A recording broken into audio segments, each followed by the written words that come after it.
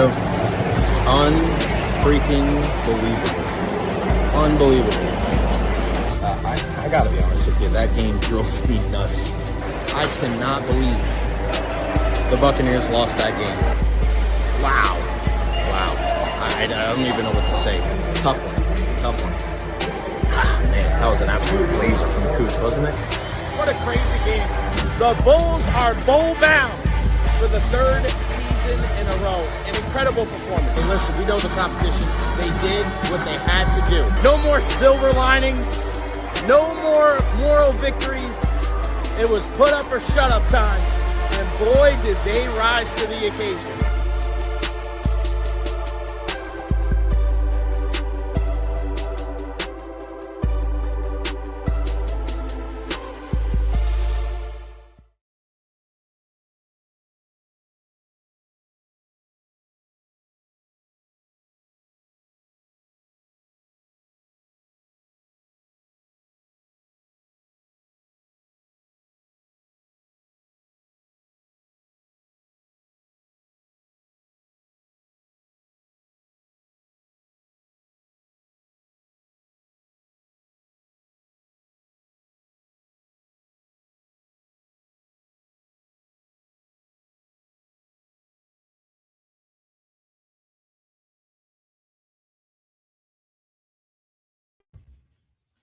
No sound. I look at you guys, man.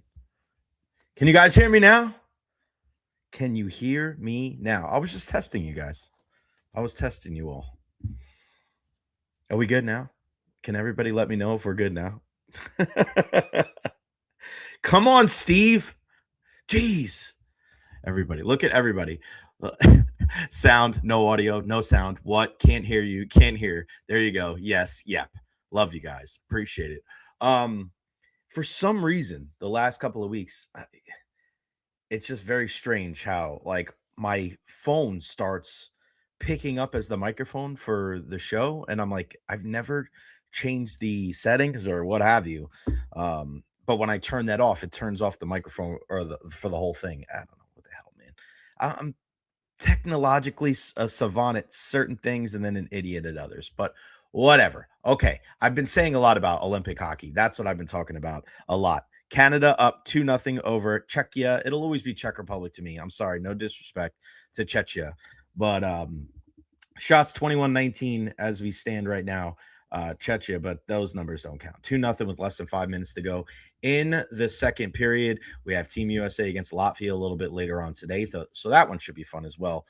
Welcome to the Recher podcast. Happy February 12th to everybody out there. Make sure you follow me on all social media platforms: Facebook, YouTube, Twitter, Twitch, TikTok, Instagram. Like and subscribe on YouTube as well. We'll talk a lot about the Olympic hockey. Oh, look, a BS type of cross check from Nathan McKinnon against Jan Ruda. Not cool, bud. Not cool.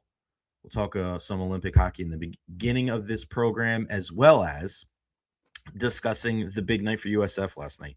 Wins for the men and the women. Really, really good stuff there. 3 guests on the program today. Again, remember, we are off tomorrow. 3 guests tomorrow. 3 guests today. 12:30, we have our injury report with Dr. Carlos Rodriguez, our Evara Health Injury Report. Somebody asked last week about cortisol, and Doc actually texted me last night saying, hey, I want to talk again about cortisol because I think I know why somebody brought it up. We'll talk about that injury, also the hamate bone injuries that we're seeing a lot in baseball. Francisco Lindor, Corbin Carroll, and Jackson Holliday, all with these hamate bone injuries. Remember a couple of years ago, Wander Franco had this as well. This is just a very weird type of injury that we're seeing a lot more in baseball than the other sports. So we'll talk about cortisol, which is a type of cortisone and that whole type of thing. Cortisol is actually what's going on in your body. Cortisone is I don't know. I'm not going to pretend like I know what the hell he's talking about, but we'll have him on the show so he can discuss that as well. Greg DeCruz, this is actually on the list. Tom Aspinall, double eye surgery. That is on the list as well. Greg DeCruz, our Costa Rican correspondent. Everybody is a correspondent from somewhere.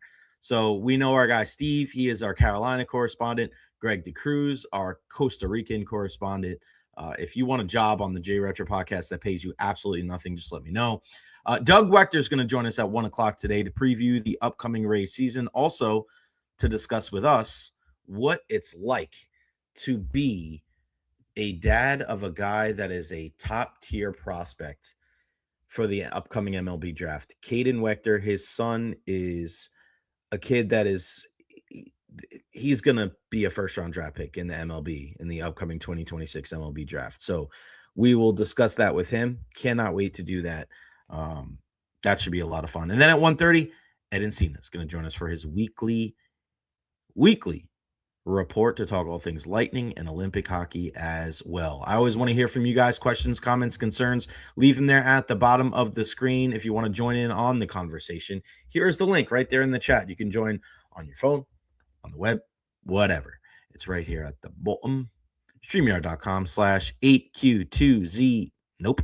8Q2J9UWZD7. If that's too long, that's fine. Just click on the link in the chat there on your phone or on your laptop, and you could join in on the conversation.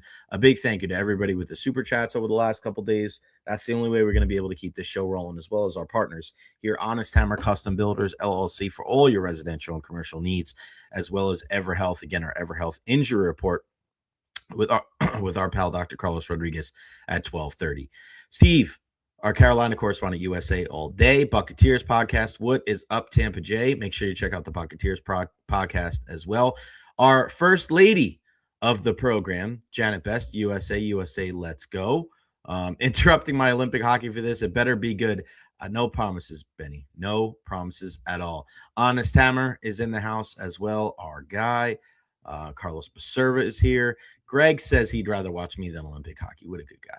Tampa J is here to stay. And then Steve says all the hamate injuries before pitchers and catchers support. What in the world? Yeah, that is a lot of guys ramping up.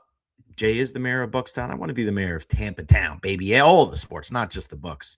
But you're right. All these hamate bone injuries, it's pretty wild. These guys are starting to ramp back up, get ready for whether it's the World Baseball Classic or spring training.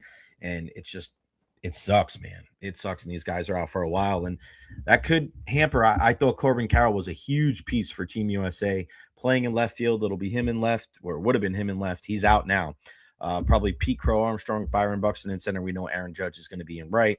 Now they have just 3 outfielders with, Ernie Clement is kind of a do-it-all, a utility guy. So if they don't bring anybody else in, it'll be Byron Buxton left, Pete Crow Armstrong in center, and then Aaron Judge in right. Still plenty of weapons there, and the pitching is where it's at as well. When you think you got Paul Skeens and Tarek Skubal, I'm excited to see if the USA can bring it home for the second time. They lost in the World Baseball Classic a couple years ago. I remember watching it. I was in LA at the time at a conference watching Mike Trout strike out to Shohei Ohtani. Hopefully we don't see that again. All right, again, another goal for Canada, 3-0. So no surprise there, even though the shots favor Czechia. Is that Bo Horvat? Yeah, it looks like Bo Horvat scores. Yeah, I mean, the speed and the intensity of this game is just insane. Bo Horvat, the New York Islander. I mean, it's going to be an uphill battle, man. It really is. It's going to be an uphill battle for anybody to be able to go against Canada. The firepower that they have, and Jordan Binnington is just he's a big game goalie. Obviously with the Stanley Cup on his resume, him winning the 4 Nations. I mean, this he's regardless of what's going on in the regular season this year for the Blues, he's legit. He knows how to rise to the occasion. So some of the defense, we'll see. I think ultimately it'll come down to Team USA and Team Canada, and hopefully it's for the gold, and we'll go from there. I'm keeping receipts too. I'm recording some of these videos that these Canadian people are out there talking about. Everybody picks them to win. They're going to win. They have McDavid. They have Marner. They have all these. All right, we'll see. We'll see. That's why you got to go out there and play the game. There you go. He's done with all these all-star games. New NBA change. I don't like it either. And the NBA is it the worst one? That and the NFL. The NBA, they don't care. The score is going to be like 212 to 210. It's awful. Rolly's back. I didn't catch a pointer made into the Canadian team. He did not. He was banged up. He tried. He was on the ice the day of last Friday or last Thursday, excuse me, but just couldn't heal in time. Couldn't heal in time. He got replaced by Seth Jarvis from the Carolina Hurricanes. He's actually not even playing. He's not in the lineup. Travis Sanheim and Seth Jarvis are your odd men out when it comes to the game today for Team Canada. But yeah, just sad because Pointer worked so hard to be able to get back. He skated with the team in the outdoor game when it came to the practice on the Saturday, as well as the pregame warmups. And then last Tuesday, he was all about it, man. And it looked like he was one of the first guys on the ice and one of the last guys off the ice. I thought he was ramping up to be able to be prepared for it, and unfortunately, it didn't work. Why aren't the Russians in the Olympics? That's a discussion for the other day. I tweeted that out about how it's not best on best because the Russians aren't there, and a lot of people got their panties in a bunch. It does have 14,000 views and 272 likes, but it also has 118 comments on there as well, because everybody starts talking about what would their name be. I support the genocide of a peaceful neighboring country. Not sure how that would fit on a jersey. Oh God, you people. You love the people that always want to take any little thing and make it political. That's not the point. I'm not even saying that they should be in the Olympics. That's not my point. I mean, all I'm saying is don't call it best on best when you have the best goaltender in the world and you have guys like Nikita Kucherov and Gabriel Kaprizov and Artemi Panarin and Alexander Ovechkin. Like, come on. Don't tell me it's best on best if those guys aren't there. I'm not saying they should or they shouldn't be there, but I mean, just let's be honest. They're some of the best players in the world. And some people are like, oh, well, they'd only be the fourth best team. Bro, the best team doesn't always win. And you're telling me with a guy like Andrei Vasilevsky between the pipes that you would count Russia out? You're telling me that you'd be surprised if the Russian team won 2-1 on goals from Kaprizov and Kucherov and Vasi stoned, whether it was Canada, US, Sweden, or Finland? That would be surprising to you? Not to me. So for all these people that want to get their panties in a bunch because of everything, calm down, dude. Calm down. Relax. Just relax. Not that serious. Enjoy it. Okay. All right. So what I want to talk about, I want to ask you guys this because I think it's kind of crazy right now as we get into this entire thing. Some days I swear, like the reach on Twitter is great, and on other days it's like it doesn't even work at all on Twitter when I'm broadcasting live on Facebook, YouTube, and Twitter. Guys, make sure you kill that like button for me. Kill that like button as much as you can. Share this on all of your social media platforms, especially on Twitter. For, again, some days it's like it populates the hell out of everything, and then today it's a 0, but it's not 0. It's just very strange. Very freaking strange. All right. So I ask all of you out there, who are you rooting for in the Olympics when it comes to hockey? Are you one of those people that I don't want to cheer against John Cooper and Julien Brisebois and Brandon Hagel because they're such integral parts of the Tampa Bay Lightning organization? Do you want them to win it because Anthony Cirelli and Braden Point had to miss the Olympics because of injuries? Does your Lightning fandom, and I'm asking, I guess, Bolts Nation, but I'm kind of asking everybody as well around the country, like, are you kind of supporting your team or your country, right? Are you supporting guys from your team? Are you supporting coaches from your team? Or are you supporting your country? So if you're a big time Lightning fan, if you're a member of Bolts Nation, are you cheering for John Cooper? Are you cheering for Julien Brisebois, Brandon Hagel in the crew? Are you cheering for Victor Hedman and Pontus Holmberg and Team Sweden? Do you want Eric Chernak and the Slovakians to win? What about JJ Moser in Switzerland? Maybe Zemgus Girgensons or Latvia? Or are you cheering for Jake Gensel and Team USA? Now, I know that there's a lot of political reasons why people won't cheer for the US. I think that is just preposterous, if you ask me. Just because you are supporting your country and supporting these athletes that are going overseas to represent their country doesn't mean that you approve of the negative things that are going on in your country at that time or things that you don't approve of. I think it's just weird how we can't kind of compartmentalize that. So we shouldn't be proud of these figure skaters and these losers and these curlers and these hockey players and these skiers and snowboarders because of some of the bad things that are happening at home. That doesn't make much sense to me. Just because you're cheering for Team USA doesn't mean you're allowing and you're being okay and you're accepting of some of the things you don't approve on your own ground. I think that's very strange, in my opinion. I think it's very strange. Um, I'm Team USA all the way. I've been like that from the beginning, and I will continue to always be because my country will come first. So I am going for Jake Ensel and Team USA. And yes, I will root for Matthew and Brady Kachuk. And I'm sorry, I'm not rooting for John Cooper and Brandon Hagel and the crew. If the US gets knocked out, will I cheer for Canada? Maybe begrudgingly. Uh I do I was gonna bust Coop's balls if Team USA beats Canada like in the gold medal game. But I started thinking about that more and more. And that would be extremely embarrassing for John Cooper and Team Canada. Just because like this is everything for Canada. It really is. It's everything for them. It's their national sport. And if they don't win, just think about it. Like people are going to be bashing the hell out of John Cooper and Julian Breezeball and Armstrong and just everybody. And that won't be fun because you know how serious the Canadians take this.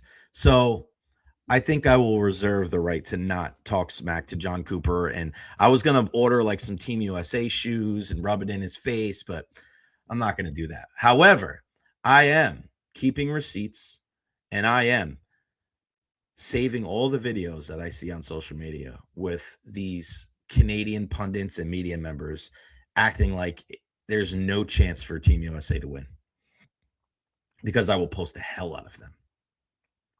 So again, and I ask you guys, and we'll see it on here. I'll ask it one more time. I want to hear from you guys. Who are you rooting for when it comes to hockey in the Olympics? Are you rooting for John Cooper and Brandon Hagel and Julian Breezeball and the injured Anthony Cirelli and Braden Point because that's your team? Or are you rooting for your country? Well, let me start that again. Or maybe you're rooting for a guy like Victor Hedman, the captain of the Tampa Bay Lightning, and Pontus Holmberg in Sweden. Maybe it's Zemgus Girgensson and Latvia, Eric Chernak in Slovakia, right? Jan Ruda, Switzerland. Who are you rooting for? Or are you rooting for Team USA? Jake Gensel, the country. Like, I want to know why people are rooting for the countries that they're rooting for. I think that's fair. I think that's a fair question, right? I want to know why people are rooting for the countries that they're rooting for hockey. Is it because of the team that you support during the NHL season?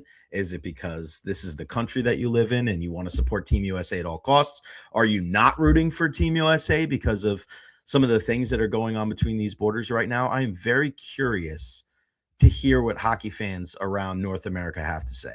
I say North America, not North America. I'm very curious to hear what American hockey fans have to say about that and how they would answer that question. Who are you cheering for hockey when it comes to the Olympics? Let's hear from you guys. Some of your answers here in the chat. Janet Best, the first lady of the Recher podcast. I think you know my answer. My country all day, every day. Rolly, even I am an American citizen, but since I was born and raised in Germany, Olympics and World Cup, I have to go with my German folks. Okay, Leon Draisaitl and the crew. Greg the Crew's got to root for your country. That's what the Olympics are for. Just get behind the athletes. Okay. The gap has shortened. It is USA, Canada, and everybody else. Marissa is going for. I didn't ask you what your favorite kind of music was, Marissa. Not country music. Country over team all day, any day. Our Carolina correspondent, Steve Garner, in the house. Benny, USA first, Lightning players second. And I think I like that one. I think I like USA first, Lightning players second. I think that makes the most sense. So I'll go with that. Part of me will be happy to see John Cooper put this behind him. put this behind him and let's focus on the NHL season. Let's get done with this Olympic hockey.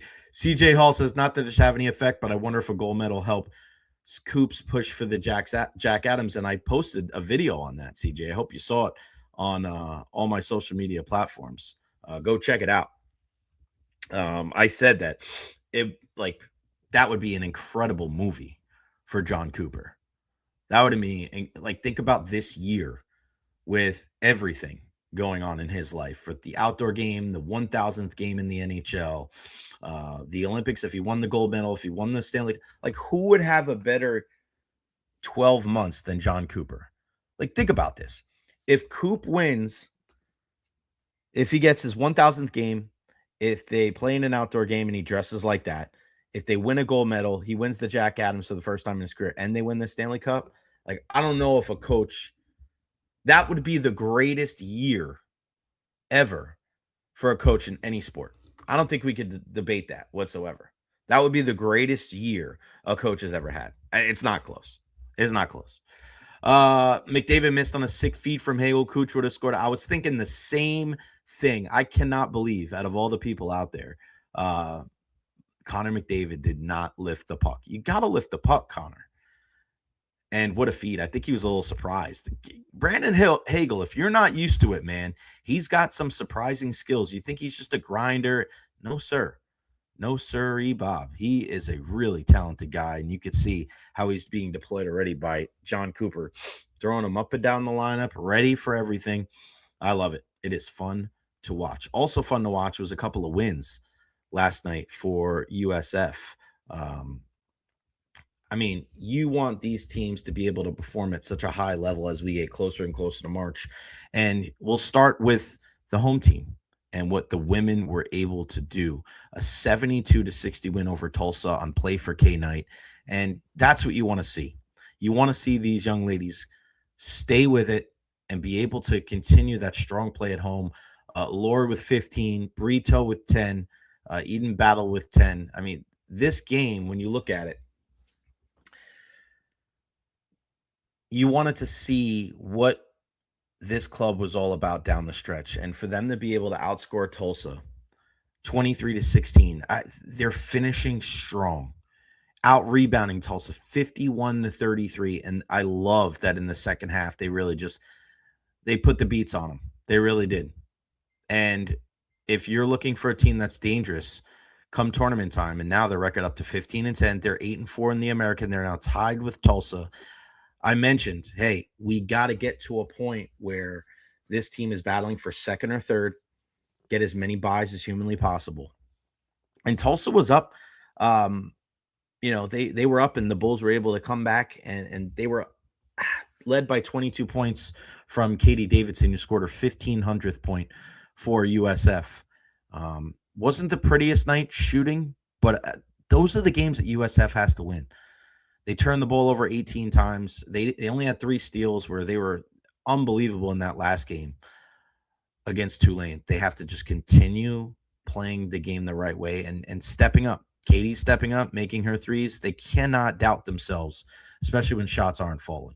So good stuff on the women for coming away with the dub last night at the Yuengling Center. Again, everything is up on gousfbulls.com. We know softball and baseball are going to be in action this weekend over there at the baseball and softball complex. I'm going to try to get over there when I can. It's going to be tough for me because I'm actually coaching in St. Pete this weekend. But when I'm not in St. Pete, I'm going to try to get over to Temple Terrace. So gousfbulls.com. Get on over there. Lacrosse is going to be playing too. There's just so much good things right now with South Florida. And then the men. You look at what the men were able to do last night, going to Wichita State. I'm glad that I was able to watch the last chunk of it after I got home from practice. They're down 7 at the half. And you're looking like, damn, man, these are the games. You're in first place in the conference. You can't lose a game like this. You got to keep moving forward. You need that number 1 seed so you can get that bye to the semifinals. And they're able to outscore the Shockers by 15 in the second half. And they only give up 25 points in the second half, did the Bulls. That's the kind of defense that you're going to need to see from them, because we know what this team is about. I think we kind of get a good idea of what the identity is with this USF squad. They're going to be able to get up and down. You know that Enos is going to be a guy that's going to be able to shoot it from three. Same thing if Joseph Pinion. If those two guys are on, watch out. CJ Brown, the lone carryover from last year that plays, a good chunk for this team, that dynamic combo guard, if he can take care of the basketball and distribute it to all of his guys, watch out. And then Isaiah Nelson, who's probably going to win the conference player of the year, 15 points, 9 rebounds, 7 steals, 2 blocks last night. His 7 steals are career high, most by any Bull in a game this season. There are a lot of good teams out there in college basketball, but if you can get to a point where you're in the NCAA tournament playing USF, I think there's a lot to worry. They can beat you down low. They can beat you from deep. And I like that USF is able to win this game on the road by scoring only 66 points. We've seen them score in the 80s and 90s this year. So for me to be able to watch them win, that's what good teams are all about. We see this in every sport, right? You have to be able to win games in a multitude of ways. We talk about this with hockey, where you got to win a 2-1 game and you got to win a 6-5 game. We say this in baseball, where you have to win a pitcher's duel and you got to be able to swing it. Same thing in football. If it's more of a defensive battle, maybe it's an inclement weather, or you got to be able to throw up 35, 40 points as well. You need that on the hard court. And that is what we're learning about Coach Hodgson's team, is now they're starting to defend and now they're starting to be tough. He said it on our show last week when they played Temple. They got punked. And Temple is one of those people, or Temple is one of those teams where if you are vulnerable or sensitive in any way, they're going to chin check you. And this is all sports. Temple tough is not just something that they just say they are. We see it on the football field. We see it on the basketball court. They are no joke. They are no joke. They are tough. And if you are not going to match that intensity, you're going to get punched in the mouth. That's what happened with USF, and it's a learning curve. You have to learn that. And I was listening to some things last night for the Knicks. They destroyed the Philadelphia 76ers on national TV last night, which brought a smile to my face. But one of the things that Mike Breen was talking about on the broadcast was how the coach, Coach Mike Brown, was talking about how these teams have to go through adversity in the regular season in order for them to be ready at the end of the year. And I listened back to what John Cooper said a couple of weeks ago when Colorado was in town, of how he compared their regular season to what happened to the Lightning in 2019 when they played Columbus in the first round and they got swept. They didn't have that adversity in the regular season. And it hurt them because once adversity hit in the postseason, they just didn't know how to handle it. They learned from it, and of course, they won the next 2 Stanley Cups. But for anybody out there that thinks that it's just going to be rainbows and butterflies and every regular season is going to be easy, like, that is impossible. You have to go through the ups and downs, the trials and tribulations. You have to overcome insurmountable obstacles at times. Sometimes you have to come up a little bit short for you to reach the ultimate goal, to reach the top of the mountain. And I love that that's kind of where we're at with both of these USF teams, is that they are getting to a point where they're starting to play their best basketball, and it wasn't easy for them in the regular season. I think that's part of the reason why the Lightning are doing so well right now, is because they had that really slow start, because they had to deal with a lot of those injuries. If you're battle tested, if you've shown that you can kind of navigate through those tough waters, I think in the long run, you got a really good chance to do some big things. Any team that isn't faced with that type of adversity, I think it comes back to bite them in the ass when it's all said and done. We'll see if that's something that happens to Colorado. Not really facing too much pressure or any of the issues that they've had because they've been so good, especially in regulation. And we'll see. Maybe the Olympics are one of those built-in type of obstacles. But when you have guys like Nathan McKinnon and Cale Makar and Marty Necas and Devon Taves, I mean, that's a damn good team. It really is. And I wouldn't be surprised if when it is all said and done, we see the Lightning and the Avalanche in the Stanley Cup final again. Buckle up, buddy. That would be insane. All right. Let's bring him in. It's our good friend. Always makes our show a whole heck of a lot better. He is the one and only Dr. Carlos Rodriguez joining us for our Evara Health Injury Report. Doc, you look dark over there, buddy. We got to see your lovely face. Let me Yeah, how can I uh, I can't do it on my side. I got a face for radio. That's better. That was a little lighter there. There you go. Yeah, we can just keep that in the background today. That's fine. Yeah. Whatever works, buddy. Doc, how we doing today, partner? I'm doing good. How about you? I'm good, my friend. I'm good. Watching some Olympic hockey here. Team Canada up 3-0. How much of the Olympics have you been watching? I've been watching quite a bit, especially at night when I get home, sit down and watch some of the events. I'm looking forward to watching. I mean, I'm hoping I can watch a hockey game live at 3, but probably it's going to be tonight when I sit home at night watching on Prime. Yeah. What's been your favorite so far? Favorite sport or favorite event? Favorite event. I like the alpine skiing. I like the slalom. I like the downhill skiing stuff. My wife likes the figure skating, so she's been watching some of that.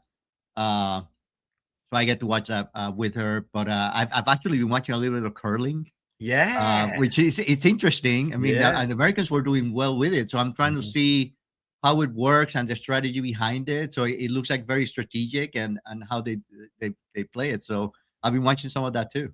Yeah, that's awesome. Yeah, the our mixed doubles team came in the silver. They won the silver medal, and Teese, the young lady, she was the first woman to ever win a medal for curling, which I think is amazing. And they lost to the brother sister duo there in Sweden. Yeah, I love it. I'm such a big Olympics guy, Doc, and my great grandparents in Switzerland were figure skaters, so I always have a soft spot in my heart for that. And of course, we're keeping a close eye on hockey, as you alluded to. Team Canada up 3-0 right now, and you mentioned the Team USA against Latvia at 3-10. I wanted to ask you real quick because Greg DeCruz, our guy who wants you to move to Costa Rica, Bucks fired their strength coach. How much blame can they place on him for these soft tissue injuries? I've asked you about this before in the past, Doc, and I think it's kind of low hanging fruit, right? I don't know if it's necessarily fair to blame the trainers for that. What say you? Right. I mean, I don't know that. I mean, when you look at the hamstring injuries that were going on and some of the fractures and some of the things that were happening, I mean, they happen all across the board. I mean, you look across the injury reports of all the different teams in the NFL, and they're at some point or another, they're all suffering from injuries, and it's also always the same type of injuries.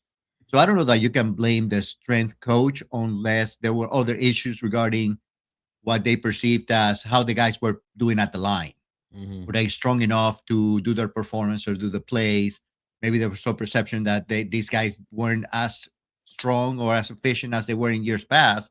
And as you said, low hanging fruit, you look for someone else to maybe do the job. But I don't really think that had to do anything with the amount of injuries that the Bucks were having. Yeah, we see that a lot. We see that a lot with a lot of different teams, right? With the the San Francisco 49ers. I mean, there's just NFL, man. It stands not for long because part of the reason is because of all the injuries, man. It's one of the toughest games out there. You mentioned the downhill skiing. I wanted to ask you about Lindsey Vonn. Lindsey Vonn, just an incredible story. How in her 40s, she's there. She's racing without an ACL. Was it without an ACL? Like, what? Right. Just tell us about Lindsey Vonn and how, like, that mindset of being able to go into it, how difficult it was for her to be able to even get into the Olympics and think that she's going to race. And then unfortunately what happened as she crashed on the mountain.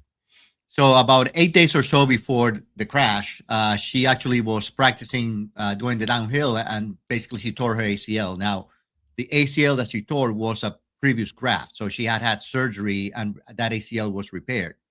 Because people go, well, how did she tear an ACL and now she's downhill skiing again 8 days later? Well, because it was a graft, not a natural ACL.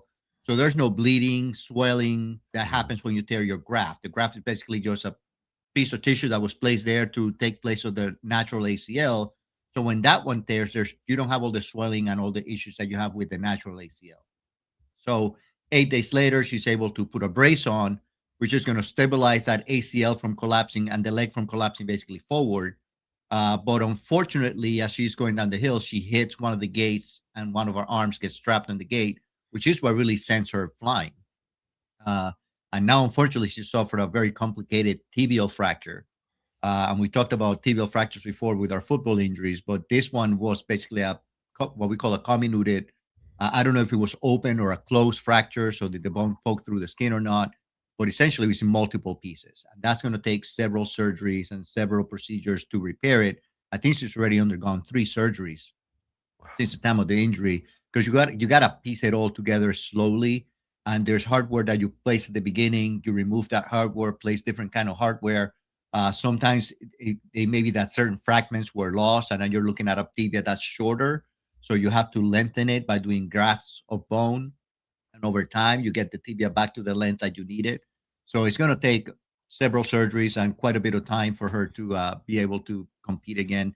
I don't know if she's going to compete again competitively at the Olympics, but just for her to be able to have a good function without a significant amount of pain.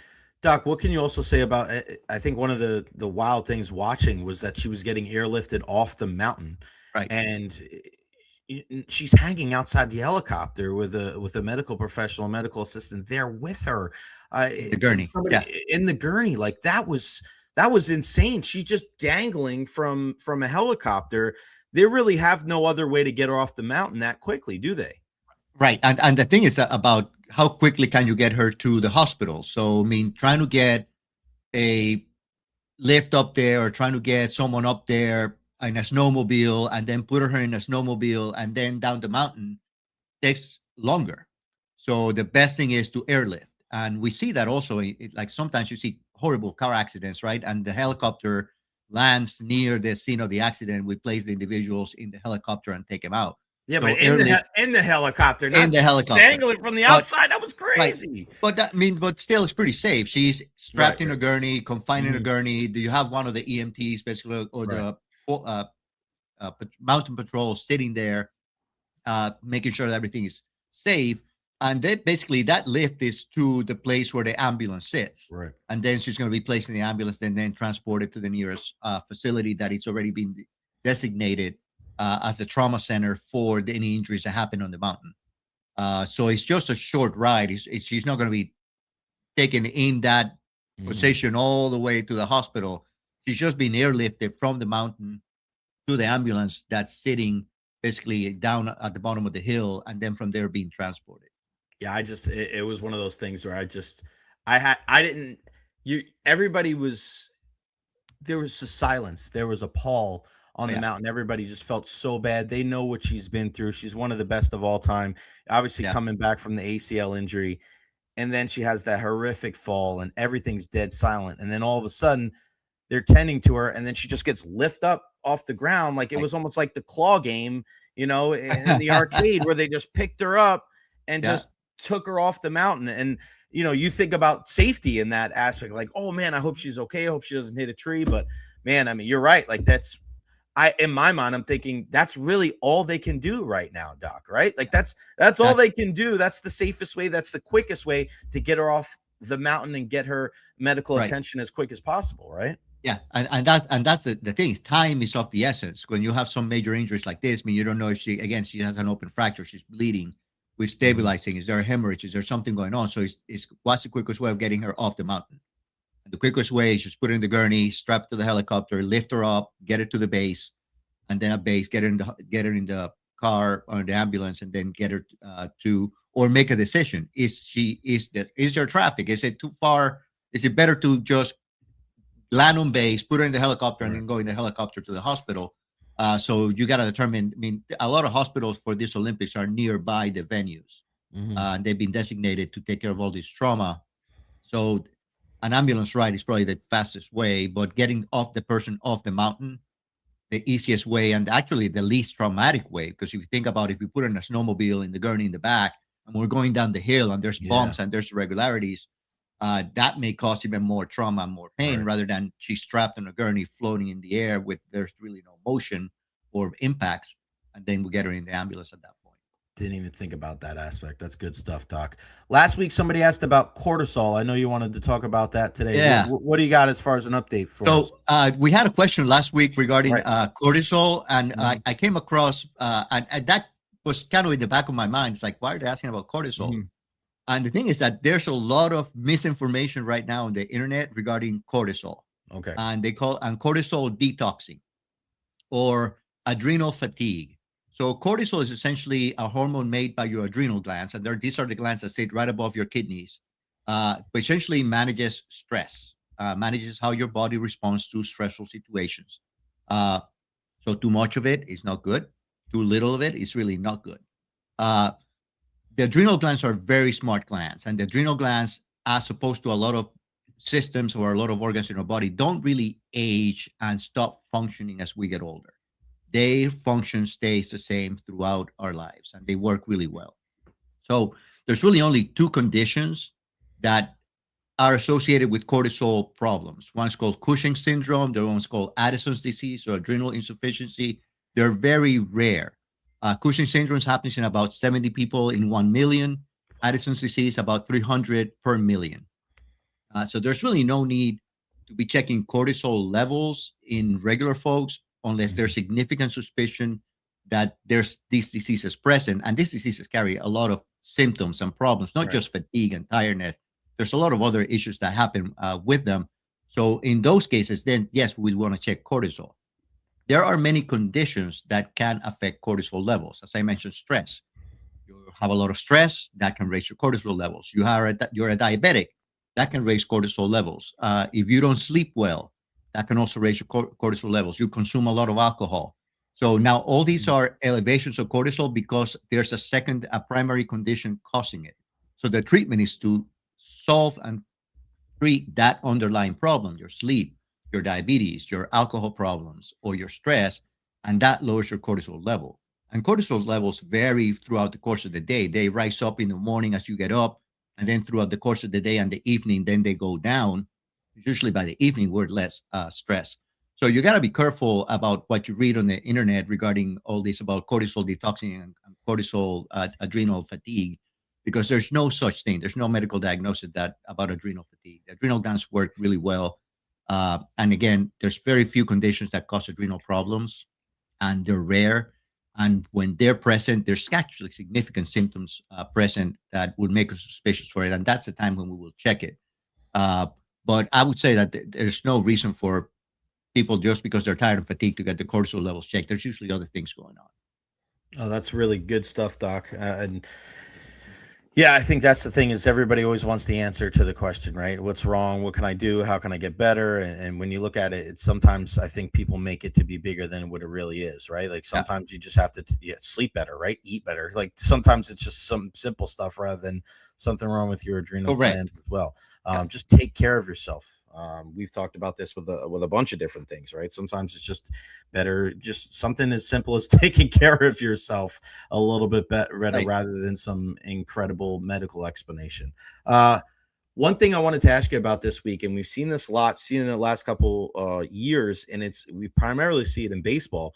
Now we've seen 3 different players now with Jackson Holliday, Francisco Lindor, and Corbin Carroll, all with the hamate bone injury on their hand. And I actually had one of my kids hurt his hamate a couple of years ago, and he was just telling me about it and just how much there wasn't any like kind of direct result. It wasn't like he banged it. It wasn't anything. It's just one day he just started like squeezing his hand. And when he squeezed the bat or tried to squeeze the ball, he was like, Coach, it hurts so freaking bad. What can you tell us about it? And why is this seemingly more apparent now, Doc, than the last couple of years? So hamate injuries are actually very common in baseball and very common in any sport where you're grabbing a bracket or a golf club tennis, or anything where there's grip going on. So the hook of the hamate, I'm going to put a little dot here in my hand. That's where the hook of the hamate lives. Okay. So basically, if you draw a line here from the thumb and a line here on the inside of my ring finger, that's where the hook of the hamate is. And now I'm going to have a bat right here. And when I grab the bat, the butt of the bat is right on that dot. Okay. So whenever you have anything, whether a tennis racket or a golf club, that's the pressure of the butt of whatever you're grabbing is right on that hamate. And the hook of the hamate is essentially, it's like a coat hanger. It's like a little hook that protrudes up from the bone, and it's really small, it's really skinny. The bone is really only about an inch or so in size. So that constant pressure and rubbing of the butt of the bat or the racket or the golf club on that eventually starts causing stress injury to the hook, and eventually the hook fractures. it's such a small little bone, and the blood supply to the hook is very flimsy. So the treatment is basically to remove the piece of bone that's fractured. There's really no way of repairing it, or means you could wait to see if it repairs itself and heals over the course of time like a fracture. But again, because the blood supply is so flimsy, the best thing is just to remove the little piece of bone. So again, it's very common in baseball players. If you look at Giancarlo Stanton had it in 2015, Jose Ramirez in 2019, Matt Olson in 2019, Mookie Betts had it in 2024. And even last year, I think Mike Trout had it, came back from the injury after having surgery, and then he was having pain and problems. So he ended up missing most of the season also because of the injury. There was a study done by the American Medical Society of Sports Medicine on baseball players that suffered this kind of injury. And the recovery is really good. About 80 to 85% of players that suffer this injury go back to the same performance or better performance because they're no longer in pain or having issues than they were before the injury. Now, there's about a 15 to 20% chance that you may continue to have pain, problems, or issues after the surgery, which is going to prevent you from having a good grip on the bat or not being in pain when you grab the bat. So there is a slight risk that there could be a decrease in performance or problems after the injury, but the majority of cases recover really well. And usually it's about a 6 to 8 week time frame from having the surgery done to the point where you can grab a bat again or whatever sport instrument you're grabbing with your hand, and then performing again. Wow, that's really good stuff, Doc. And again, it's strange how growing up and even covering sports, I haven't heard that all that much. Why does something like that more prevalent now, Doc? Because I've been covering sports for almost 15 years, and I played sports myself, and I never heard about the hamate. And now all of a sudden, it's like it's like the new fad, right? It's like bell bottoms and pogs and Tamagotchis, So, as I said, I mean, it happens quite frequently in baseball players. It's just you hear about it when it happens to a star player. Okay. And it just so happens that there's 3 star players that now have this injury. So it's like, what's going on? Well, it's been there. It happens. It's just that when it happens to somebody that's not as big as Lindor or Holiday or Carroll, it gets okay. They're put in the IL and the IR, and then they have surgery, and then they come back, or they send it to the minors, and then they come back up. But as I mentioned, I mean, a lot of players have had it. It happens. Now, is there something going on with the bats? Are they changing the butt of the bat? Is there any change here at the butt of the bat? Are they changing the grip of where they're gripping the bat? Are they grabbing it higher up? Are they grabbing it? I mean, this won't be as bad, but if you're grabbing really all the butt of the bat and that butt is now really sitting against the bone as opposed to this, then that's going to create a little more stress in the area. So is there a change in the actual butt of the bat that's causing these injuries, or how they're gripping the bat? That's a potential issue. Most of these injuries, the more common swing where this happens is just check swing. Right. That's usually check swings are the ones that cause the most stress in that area. But it's just a constant hitting a ball, or hit, and then the constant pressure there that eventually causes the stress to the bone and then the injury. Now, I don't know if these guys were experimenting with a new sort of bat, or there's a new butt shape to the bat. We know there was a change to the barrel of the bat last year, but they had those torpedo bats. So is there been a change on the actual butt of the bat, and that could be contributing to the height, maybe a few of these cases? That's a possibility. And as you're saying that, I'm kind of going through my head, because when I was a kid, I hated using a wooden bat because you didn't have any grip on the bat. It was only like it was wood on wood, and if you needed any kind of grip, you would use pine tar or like any of the sticky on the bat. But now we've seen in the last 10 years where Major League Baseball players are almost using, it's almost like a tennis grip, and it's a bat that you use for like tennis rackets, and a bat that you use if you tape your own aluminum bat. You can do it on your own too. And all the bat companies make it. And I wonder if that's one of those things where it may help you in the short term because you get more of a grip, but maybe it's causing more pressure in a different part of your hand. Right. Because I think that's the biggest change, because my buddy has a bat company, my buddy Alan, for Beacon Bats. And, the knob of the bat is there's some that kind of look, you'll see some where guys, they'll kind of fan it out a little bit, and there's no like butt at the Right. end of the bat. Some of them almost look like the end of like an axe, but those are very rare. The majority of the guys have a very simple standard knob of the bat that we've seen for Right. years. Some guys do, and I remember Gary Sheffield talking about where they hold the knob of the bat almost in the middle of their That's right. hand, which Yeah. is crazy to me. I don't know how you do that. Yeah. So that could be Yeah. the adding to that type of thing where instead of where the knob of the bat would butt up to the bottom of your Correct. hand, now if Right. the knob of the bat is in the middle of your hands, maybe that could be adding That to the causes. pressure of the handmate bone. So That's I don't right. know if That's I right. don't know if anybody else figured this stuff out, Doc, but I think we solved one of the mysteries of the universe today with all these. Yeah. handmate So bones. so me and you're absolutely right. So one Yeah. of the things to look at is from a training perspective is did these guys that have these injuries, did they Right. change their grip? Mhm. Did they change how they were holding the bat? Was the butt of the bat now in a different spot because they're experimenting with a different grip to maybe try to get more power, more accuracy in their hits? But now that's leading to the injury. Yeah, great point, Doc. Great point. I wanted to ask you about Tom Aspinall. We spoke about eye surgeries a couple of weeks ago with Yeah. Rose Namajunas, and I feel so bad for Tom Aspinall, heavyweight champ of the UFC. He gets an eye poke, and it's almost like Dana White and the UFC are acting like he's like making this up. And I'm like, I don't know if you would want to make up an eye injury, and it's pretty simple to tell if you're kind of flubbing because you're not getting surgery. He had to get double eye surgery. Right. What do we know about Tom Aspinall's? Because we've seen Michael Bisping in the past, like he lost sight in one of his eyes because of something that happened in an MMA fight. What do we know about the Tom Aspinall injury? Why was it surgery on both eyes? So he got poked in the eyes, and then basically what happened is he suffered what was called Brown's syndrome.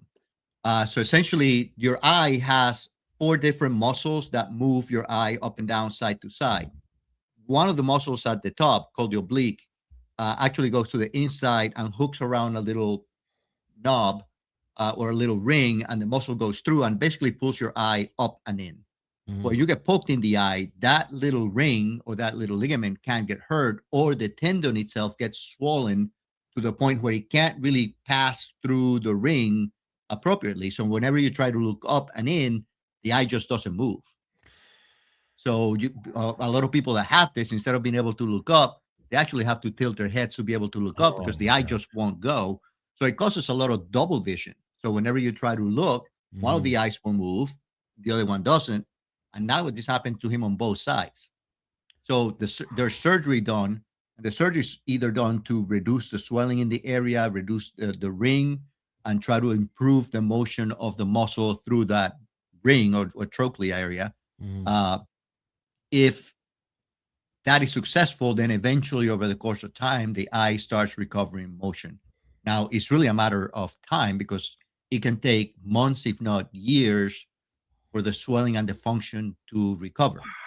The recovery on average is about 1 to 3 years in some cases, with the average being about 22 to 24 months. Oh my goodness. In the recovery from this. Oh my It goodness. can resolve without surgery, but it takes time. In most cases, in a lot of people that are having a lot of issues, they may opt for surgery. So it's basically because of the poking, it caused basically a problem with the muscle and the area where it moves. So just the eye just can't move diagonally enough. Whoa. I mean, that is not something. A lot of the stuff that you tell us, he'll be back in 4 to 6 weeks.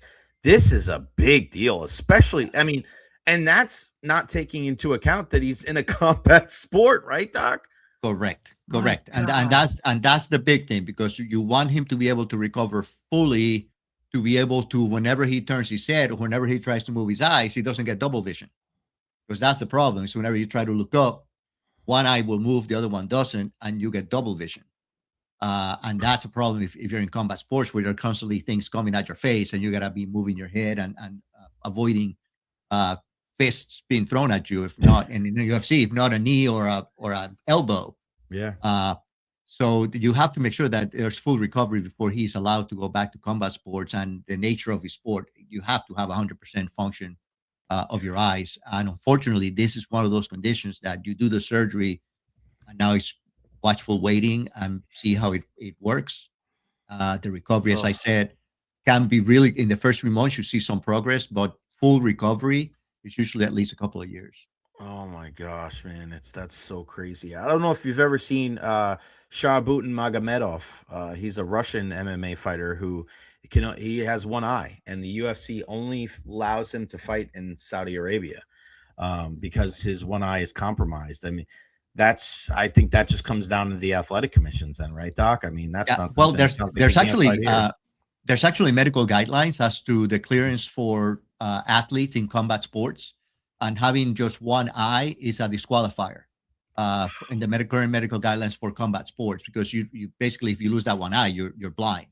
Mhm, And the caveat is, well, if in other sports, say you play racquetball, well, you mhm. could wear eye protection, right? And you can Right, right. protect the one eye. Hmm. You can't do that in UFC. You can't do that in boxing. So because you cannot protect the one eye that you have, usually that's a disqualifier here in the, at least I would tell you, here in the US, Yeah. any person who's got one eye, we don't clear them for combat sports, just because the current guidelines say you shouldn't, because you cannot protect the one organ that they're dependent on. Mhm.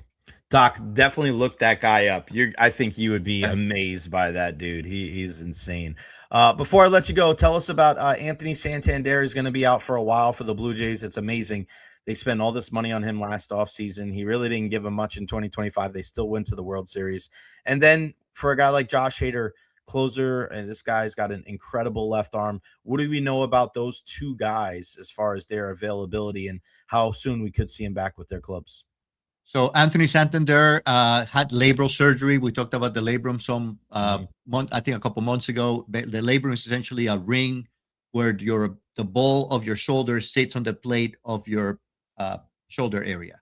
So the labrum is essentially a bumper guard that holds things in place. So when that tears, the shoulder becomes very painful to move and slightly unstable. Uh, he was dealing with a similar injury last year, missed 54 games, and I think they were trying to treat it without surgery. He came back. He was having issues again, so they decided to just go ahead and have surgery. So he's probably going to be out somewhere between 4 and 6 months. Usually, recovery is about 4 to 6 months after having arthroscopic shoulder surgery and a labral repair.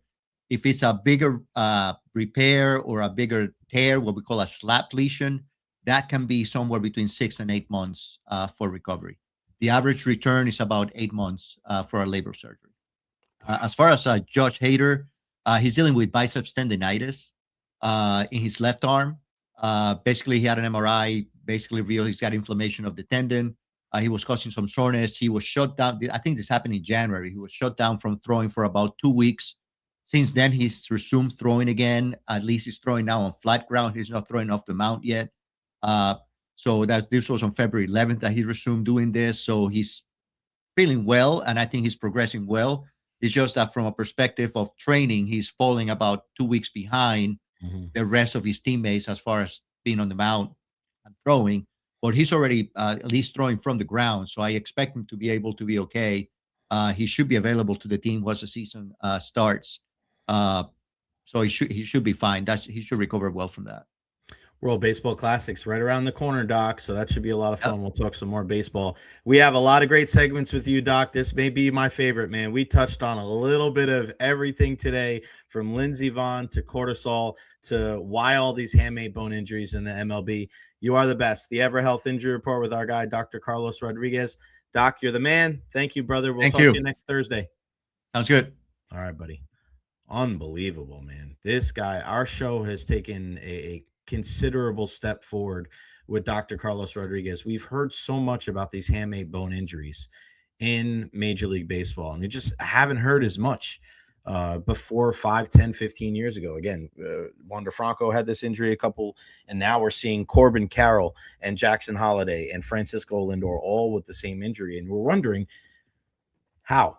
How are these guys? And it does have something to do with the grip. Again, we didn't see that years ago. We didn't see guys with this, you know, tennis racket and aluminum bat type grip now on these wooden bats. I remember I brought that up when I was a teenager and people laughed at me. No, well, that you'll never see that. Well, you do now. You do see aluminum bat grips on wooden baseball bats. And then also, as we alluded to with a guy like Gary Sheffield, a guy that holds his knob in the middle of his palm here. He's not a guy that butts up the bottom of his hand to the end of the bat. He has that knob right in the middle. So that constant wear and tear with the end of the bat digging into your palm, could that be one of the main reasons why we're seeing all of these handmade bone injuries? I don't know, but it'll be interesting to see if there was a change in the grip for these guys, if this is something that they've done for a long time. Really, really good stuff. Again, everahealth.org. Check them out. Our guy, Dr. Carlos Rodriguez, making our show a whole hell of a lot better every Thursday at 12:30. First time talking to this young man here in 2026, the one and only Doug Waechter, who threw a no-hitter back in Hudson Valley back in the day, baby, for the Renegades. What's up, brother? How are you? Dr. Rodriguez making a big jump forward on the show. I'm going to take the show way backwards now and jump on. I'm doing great, dude. I love how you always bring up my no-hitter. That was one of the good games I threw, and yeah, man, happy to talk about that one anytime you want. Hudson Valley, man, that's some good baseball there, no doubt. And listen, I'm just doing some research on different things, and your career and just all these. I mean, how crazy is it when you get a chance to kind of look back, and as we get closer to the next season of like, you got an opportunity to play professional baseball as a kid that loved playing baseball growing up. Do you ever just wake up and go like, man, I'm so blessed that I got an opportunity to ply my trade there in the big leagues? Yes. The answer is yes, I do. And I'm reminded by, certain things that go through the year, how much of a blessing it is to play a game and play a game at the highest level. Get to experience some of the stuff I got to do, right? Going out there and, being able to say that I threw in Yankee Stadium, the old Yankee Stadium, Fenway Park against Manny Ramirez, David Ortiz, all these guys, Omar Garcia-Parra. And then just experiencing everything I've got to do throughout my pitching career, and then doing some stuff on the broadcast with the Rays. Just a total blessing. The game of baseball has been amazing to me and my family, and very blessed to be able to do what I've done.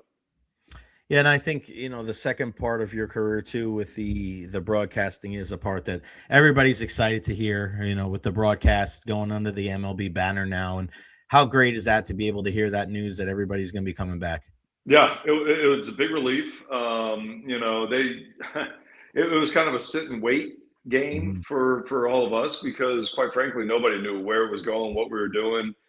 In the last few years, it's been a little hectic, with FanDuel and before that Bally and Fox. And it seems like it had traded hands a few times here over the last 5 or 6 years. And every offseason, you just don't know what's going to happen. You don't know where it's going to go. But we did get the news that everybody's coming back and they're excited about it. And, we're obviously excited to team up with MLB and everything they bring, just in the preliminary conversations I've had with the folks over there and what they want to do. It's going to be amazing. I mean, they're all in on these broadcasts, and they want to make sure that the fans get all the exposure that they can. It's a fan first type of broadcast, and that's just such a breath of fresh air, knowing that this is going to be the focus. And so I think it'll be a lot of fun also. We're a tight-knit group over with the Rays and the broadcast team, because we've been together and doing it for this will be I think this is my 12th year. Wow. Doing it. I know, man. This is where all my gray hairs are coming from, and at least I got something left. It's every time I'm putting my product in early, man, I got hair in my hand. I'm like, oh my gosh, this is going too quick. But yeah, no, we're really excited. We got Fan Fest coming up this weekend, which will be great. Man, you got baseball back at Tropicana Field. I think we're going to have a really good team. I really like where our pitching is. Got some new players, and just the excitement of spring training coming around the corner. Yeah, let's get right into the Rays, and that I guess we'll start with the starting staff. Just give me an idea of your end. Where are you at when it comes to? It seems like 3/5 of the guys are kind of household names, guys that we know, with McClanahan, Rasmussen, and Pepio, and then back end of the bullpen going veteran wise, and trying to get some guys that are maybe some innings eaters with Steven Matz and with Nicky as well. So, I mean, what do you expect? What are you looking for? What are you keeping an eye on? As we get into spring training and the kind of the first part of the season with the starting staff. Yeah. I mean, look, McClanahan is got to be right at the top of everybody's list on, where's he at? What's he going to do this year? How's he coming out? Is he healthy? If he's healthy, he's one of the top left-handers in the game. I mean, I think people can quickly forget how good he was. Right. And so if he comes out and throws well, this dude started an all-star game. He's a potential Cy Young Award winner. So to have that guy and to be able to roll him out every 5 days is huge. Right. So that I think right there is what everybody's going to be looking at closest. I think Ryan Pepio, as good as he was last year and as good as he's been for the Rays, this dude, in my opinion, he can even take another step forward. I agree. mean, I love it. Oh, he's a competitor. His stuff at times is off the chart. He's one of those guys who has a changeup that is unlike any other. Really good fastball, rides to the top of the zone. He can be an innings eater too. And then Rasmussen, man. I can't say that he's going to take a step forward because he's been so good for the Rays and so consistent. So just out of those three guys right there, you got to be feeling good about your odds. Some of the other guys you mentioned, Nick Martinez, obviously they went out and got him. Feel really good about him. And when the Rays go out and get a guy like that, you got to know that they're looking at something that they think, all right, we can bring him in. We can make maybe a slight adjustment here or there, but this guy can be really good for us. So like the acquisition of him, Matz is going to be a good one, another veteran that he can be utilized for innings. He can be utilized anywhere. So his resume kind of speaks for itself. And then Jax Griffin, some of these guys like that, it'll be great to see where he's going to end up, because I know last year when they acquired him, he was the number one guy on their board for the Rays, trying to get out there and get him. And when they got him, they were very excited, talking to some folks high up. They were very, very excited about his potential, what he can do. So I think there's a lot of things going on that we'll be watching closely on the pitching side of things, and it's all good stuff. Yeah, it's funny too, because I asked you this last year. I thought it would have been interesting to see if they were going to get Griffin Jackson and be that next guy that they were going to transform into a starter, but it just seems like they're going to keep him in the bullpen as of right now. Let's talk about that bullpen when you don't have a guy like Pete Fairbanks kind of anchoring that back end. I think other teams may be concerned, but the Rays have gone about it in different ways over the years, Dougie, right? They've done the closer by committee thing and gone by matchups. I think the benefit of the doubt for me when it comes to this team is always going to be the bullpen, because they always find a way. Is that how you feel going into the season too? Yeah, pretty much. They have been masters at figuring out how to get guys in here, bring guys in, and get them to thrive in our environment. I think that goes that says a lot about, first of all, Kevin Cash, right? How he's going to utilize these guys with matchups, what they look for. I think he's a magician when it comes to working the bullpen and when to throw guys, when not to throw guys, and matchups. So for Cashy, that's one of his biggest strengths, and that's where a lot of responsibility falls on managers, and some of them are really good at it, and some of them struggle a little bit. And Cash is one of the best at it. And I think also, the pitching coach Kyle Snyder. These two guys have worked hand in hand for as long as I can remember, and it's one of the best tandems in the league. Right. We give Kyle Snyder, we hope to give Kyle Snyder credit every time we can, because he deserves it. And guys, they want to come pitch for him. They want to come play for Cash.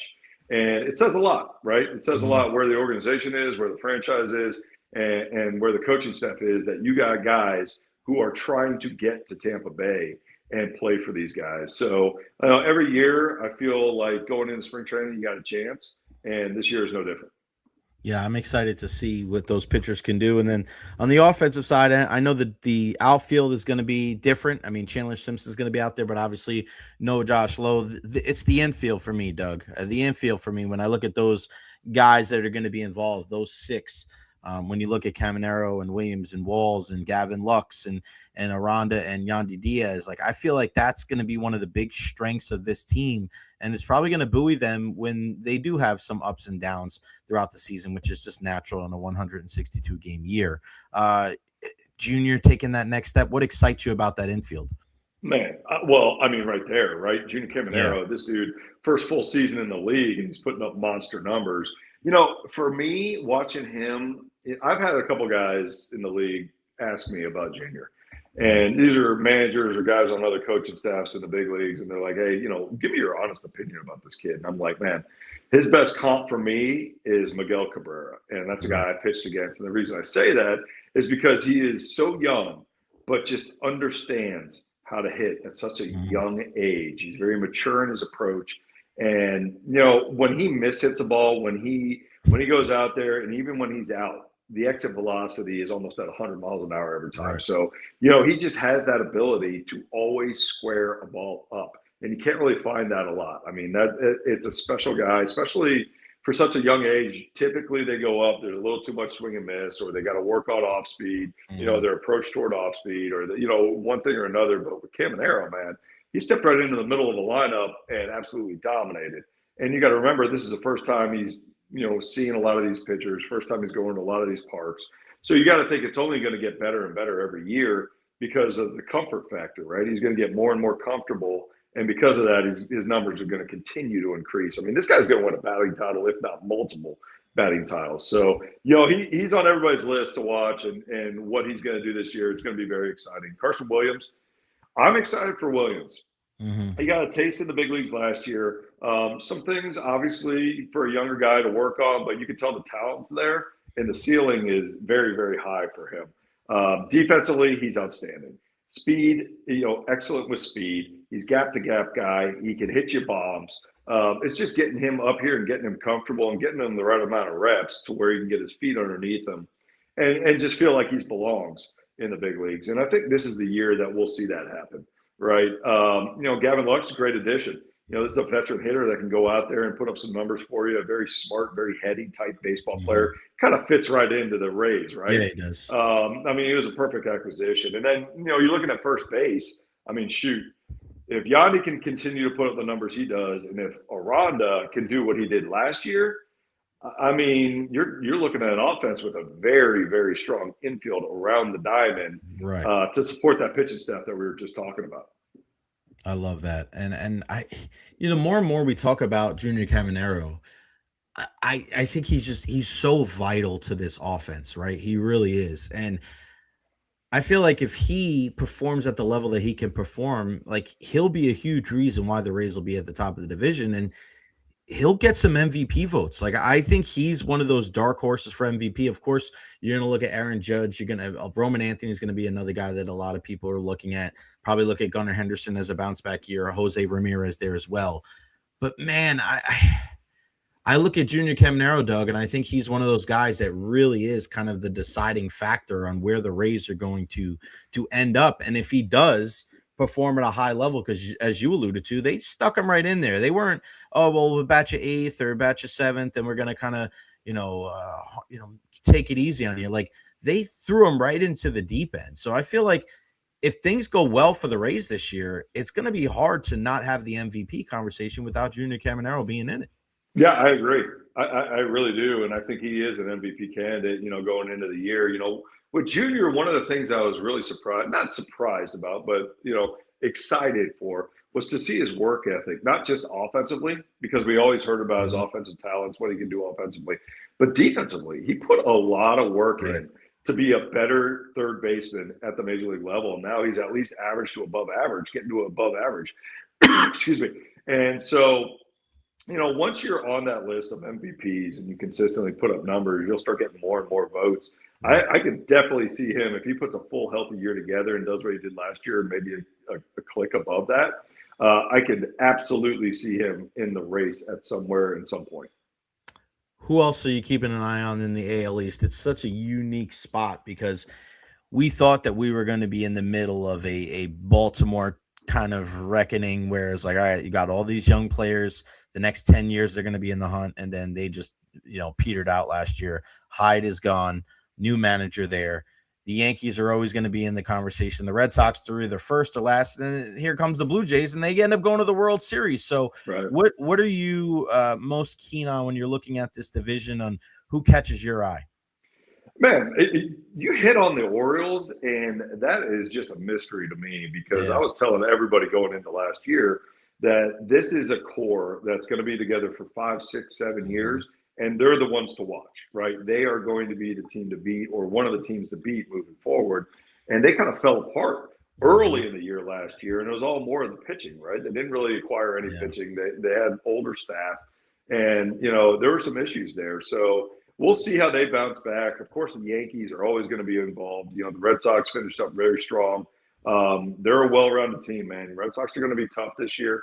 But the Blue Jays, right? The Blue Jays Mhm. go out there and they make it to really one out or one inning away from winning a World Series title against the Dodgers, who everybody assumes is going to win the next 10 World Series in a row, just with all the players and talent they have. But I'll tell you, man, the Blue Jays, they stood toe to toe with them, and I think that they're going to be a team to watch, of course. So really the East, I think the East is going to have a lot of contenders in there. And again, I mean, I touch on the Yankees. You can never count out the Yankees. They just, No. if they're healthy, right? They got to be healthy. But if they're healthy, they're always a hard team to beat. Yeah, with Garrett Cole coming back too and Louis Seal, I mean, you put him at the top of the rotation with Frieden, Rodon, and Cam Schlittler was one of the best pitchers in baseball last year. Like, Right. holy smokes, man. Very interesting to see what they do there. Bringing Bellinger back, I thought was a smart move. His versatility, ability to play defense. We got the World Baseball Classic coming up in a couple of weeks. I love any representation of your country. I'm a huge Olympics guy, World Cup guy, World Baseball Classic. I love them all. Man, the U.S. has got a good shot, man, with Paul Skeens and Tarek Skubal. And, it sucks Corbin Carroll's out, but you got Aaron Judge and Cal Raleigh. If you had the opportunity, if they asked you during your playing days, I mean, you'd sign up, right? You'd be right up there for Team USA, wouldn't you? I'd have paid them to be on that roster, dude. I would have done anything to be on that roster. I mean, look, to be able to put USA across your chest, that is more of an honor than just about anything else in this game. And, those guys have done such a good job of representing our country. And I love watching it. I'm a huge World Baseball Classic fan. I'm going to take Caden, my son, and some of his buddies. We're planning on trying to get down there, assuming that Miami – USA will qualify and be able to be in Miami and go late into this tournament. I want to get down there and root them on because it is a big deal for me, just being a former player myself, but also, knowing my son got to play for Team USA just this past year and all the pride that goes into it for these guys. I mean, it's a big deal for all these players. They want to go out there and perform for not only their team, but their country. And to be able to do that, it's very special. It's funny. I actually ran into Chris Archer just a few days back, and we were talking about the World Baseball Classic, and he was the one. He played on the team to where, I don't know if you remember this or not, there was an amazing catch by Adam Jones in center field. Yeah. Yep, in San Diego, and he was on that team, and he was telling me how much it meant to him to be a part of it. And this is Archer's, he pitched, I don't know, 10 years in the big leagues, opening day starter for the Rays for multiple years. I mean, this guy has a huge resume. And all he wanted to do was talk about, representing Team USA. And, that's how much it means to these guys. And that's how much it would have meant to me and everybody else who gets to don that jersey. So it's a special time. It's a special tournament. And it's an exciting time for any baseball fan because you get to go out there and everybody can root for their own country and just watch some good baseball being played out early in the season. Yeah, I'm with you, man. I mean, I never looked at Adam Jones the same after that. It was always, I don't like Adam Jones, Baltimore Orioles, longtime center fielder, and he makes that catch against his guy, his teammate at the time, Manny Machado. I was like, I'm an Adam Jones fan forever. Yeah. I followed him on Twitter after that. I mean, what Marcus Stroman was able to do there, and just all of those guys, right? For them to be able to win that one. And then, I look at a guy like Trey Turner, what he was able to do in the last World Baseball Classic. I know they didn't win, but like watching Trey Turner and his slides and he's just such a phenomenal player. I'm so excited. I cannot wait to know that we have Bobby Witt Jr. up the middle with probably Gunnar Henderson and Alex Bregman, and they don't have a first baseman. So I don't know. Doug, you might be ready. You might have to play first. I'm sure they'll find somebody. They'll be able to put somebody in there. Yeah, if you see me with a World Baseball Classic jersey on, that's not a good sign for Team USA. No, probably not, my friend. Before I let you go, I got to ask you about obviously the number one, the most important topic, of course, and that's Caden. I got to ask you, Caden, it's been an incredible couple of months for him, and now playing for one of the greatest teams in the country. Miguel's a real close friend of mine, and to be able to have him and Sammer and Wilson at the top of the rotation, there's so many good pitchers on that team. But at the end of the day, like, you're watching your son like play high school baseball for the last time. I mean, after this, I mean, the world's going to take him wherever it's going to take him. But I mean, what has it been like, and how excited are you to be able to watch his senior season with Jesuit and to be able, because man, the attention I mean, what is that like, man? Because you can't go without seeing his name in a mock draft. I repost all of his videos online to make sure that he gets all the love as humanly possible. But what has that been like to be able to kind of see the last 12 months or so to see him represent his country, to hear his name in the mock drafts, and to know that his final high school season is upon you?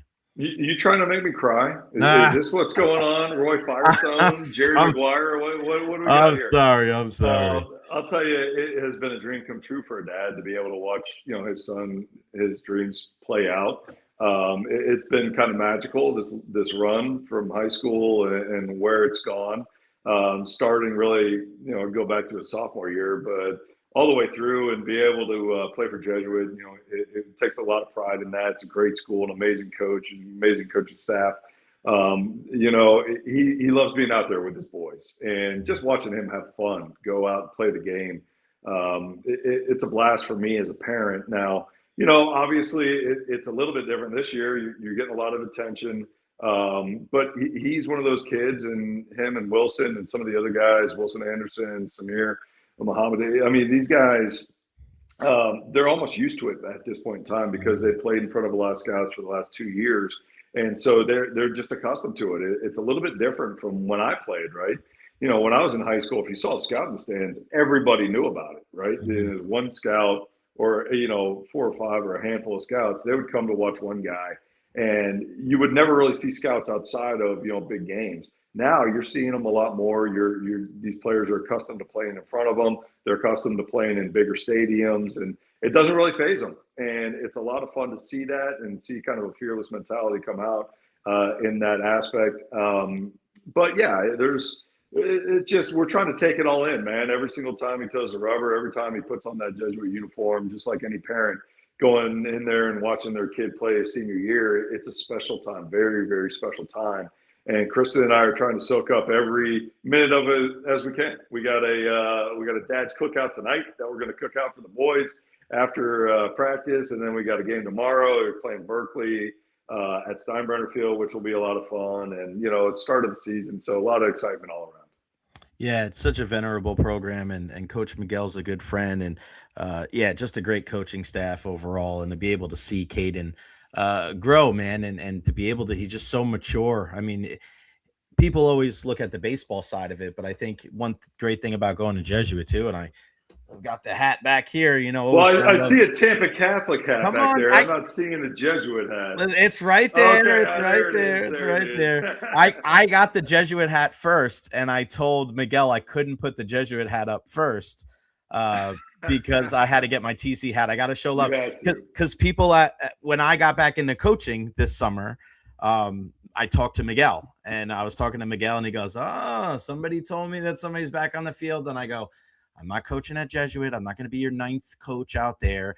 And he goes, "Why not?" And I go, "I got too many friends at TC." So I tell my friends at TC this, and I go, "Yeah, I talked to Miguel," and they're like, yeah. And I go, "I'm not coaching at TC either." And they go, "Why?" And I go, "I got too many friends at Jesuit. I don't want to be a part of this." You know how much I enjoy walking from both sides of the dugout, knowing that I got love on both sides. I'm not going to ruin that by picking a side. Everybody loves you at this point in time. I'm not doing that. It's like you're in a perfect position. It's like Titus O'Neil. He's like, "I'm not running for mayor. Everybody loves me in Tampa. Why the hell would I do that?" I'm like, I'm doing the same exact thing. Good for you. It's been so great to watch Caden. Just make sure that he always has time for his buddy Jay Recher that's been interviewing him for years. Because I'm so glad, Doug, because it's great to see the fastball velocity and the consistency on the mound, but I just love the way that he's handled himself, the way that he handles himself with whether it's the media or his teammates. I hear nothing but great things from his coaches. To be able to see him kind of play baseball all over the world, and to be able to know that he's like still the same Caden Waechter that I met all these years ago, that was yay high, that was not your height, and he's just still the same kid, and he's still so mature, and he's such a good boy, and he's so grounded. And I mean, that's a testament to you and Kristen, buddy. So I didn't mean to make you cry on the show today, but you tried. I tried. I appreciate it. No, it's it's been a lot of fun to watch him grow up, and he's always got time for his boy Jay. I love that. Doug Waechter, the greatness. Can't wait to see you and Rich and the whole crew back together.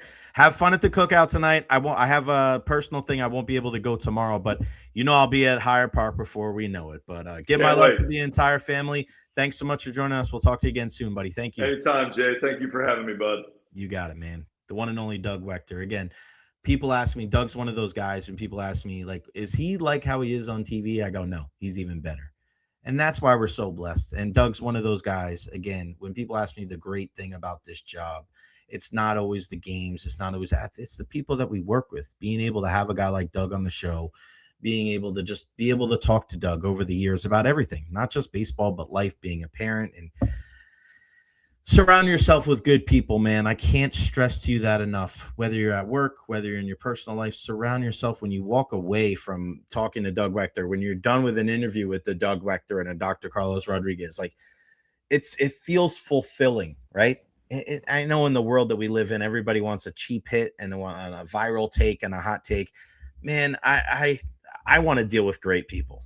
And we've had two great people. We got another great one coming on with Ed Encina.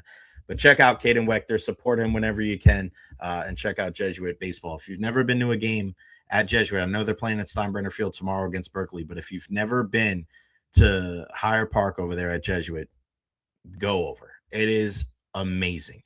It is nicer than some minor league complexes. It is nuts. So shout out to Dougie. He is the man.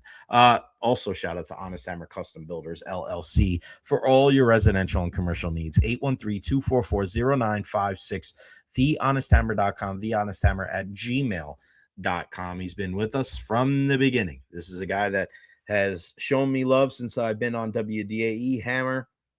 Big baseball guy, USF grad. He's a Team Tampa Bay guy all the way through and through. Love him. Love him. Just such a great guy. All your residential and commercial needs. Just so some of the stuff today, working on like a new room in your house. We always talk about kitchen and bathroom renovations and the fresh plot of land if you have a new build. If you have like this room in your house and you want to transform it from like a playroom to a man cave or something like that, some kind of adaptation where you want to turn one room that looks a certain way and you want to completely flip it around, they can help you out. Again, tell them that you heard it right here on the Jay Recher podcast. Get a discount. These are the kind of people that you want to deal with. I talk about supporting local a lot. We say it about the Tampa Bay Times. We say it about Lightning Insider. We say it about Evara Health. Of course, we say it with our guy, Honest Hammer Custom Builders, LLC. Again, 813-244-0956. We had the Evara Health Injury Report a little earlier with Dr. Carlos Rodriguez. How great is he? Just a phenomenal human being. Makes our show a whole heck of a lot better. 17 different locations in Pinellas County is Evara Health. Everything from the cradle to the grave. They have a sliding scale for the uninsured. They take all kinds of insurance. And again, I mention this a lot, but again, when I do a show like this and when I talk to a guy like Doug Waechter, who I've known for so long, you're never too old to change. You're never too old to move to a different state and start a new business somewhere else. You're never too old to find a new career. You only live once. Don't let the fear of change, don't let the fear of starting anew prevent you from trying to live a life that's fulfilling. You only live once, man. And if you're somebody that's stuck in the same dead end job and you're looking and you've always wanted to get in the medical field because you always wanted to help people, the Evara Health Institute could be an option for you or somebody that you know. Again, when I talk about Honest Hammer Evara Health, the way that you can help me is by sharing this message. Keep your ears out, keep your ears open for people that are looking for stuff like this. And if you know somebody that wants to be in the medical field, they want to help people, everahealth.org. Check out the Evara Health Institute, that hands-on training. It's amazing. I was flabbergasted when I went into some of those rooms and to see how you get that firsthand type of stuff, man. And then you just go across the street and you can work for an Evara Health at one of their 17 locations. You can work for a different medical facility. I just enamored with it. I had no idea what half of the stuff was, but I loved it. Again, everahealth.org. Tell them that you heard it right here on the Jay Recher podcast. Follow me on all social media platforms: Facebook, YouTube, Twitter, Twitch, TikTok, Instagram. I am everywhere. Make sure you check me out. We got Everyday Eddie Encina joining us here in a moment. The last real oos, Ed Encina.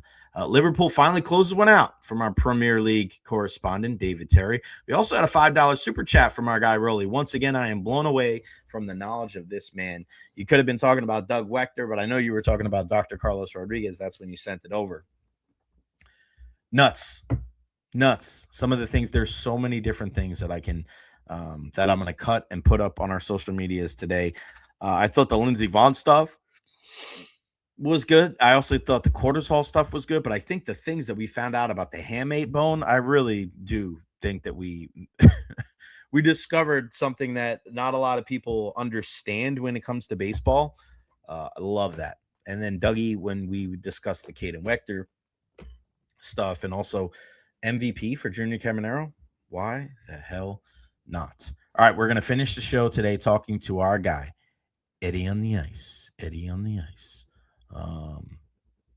Boom, boom, boom, boom, boom, boom. Chloe Kim is about to hit the slizzopes right now. Andy Strickland from St. Louis Blues. John Cooper and Jordan Bennington met a few weeks ago at the Lightning Hotel when Tampa Bay was in St. Louis. The two had a great conversation. Enjoyed a Guinness or two, and Cooper confirmed his belief in Bennington, who left the meeting feeling confident, knowing he'd be given the opportunity to be the guy. Bennington rewarded Cooper with a shutout performance today. 5-0 win for Team Canada. So there you go. We'll see what happens with Team USA as they start their journey at 3:10 today against Latvia. I love the Olympics, love Olympic hockey. And I love talking about all things hockey with the one and only Ed Encina, who's going to join us here momentarily. If Raleigh is not in the camera, we have a big problem if Raleigh's not here. So we'll just let him know. But we'll get to Ed here in a second when we get rolling. Again, follow me on all social media platforms at Recher. Like and subscribe on YouTube as well. Ed Encina, the last real oos, joins us on the program. The camera keeps switching. Why am I sideways, Jay? I don't know, bro. The Tampa Bay Times. There we go. No, there's not there. There we go. There we go, bud. There we go, bud. You good? I think so. We'll see. So, I mean, do you have to defer the name Double E because Eric covered the Lightning first? No. You could both be Double E? Yeah. Why can't you have two double E's? Double E two? Jesus Christ. What's going on? I love this show. Tech support. I know somebody that knows all about tech support. Shannon Encina, tech support. Tech support. Do you know the problems we've been having with Eric every Wednesday? No. Oh my God. His internet at his house is so terrible. So he'll talk for like 30 seconds and all of a sudden everything will stop. And it's so bad. And then it comes back like 5 seconds later and it always comes back with E going like this. He's always pissed. He's always so mad.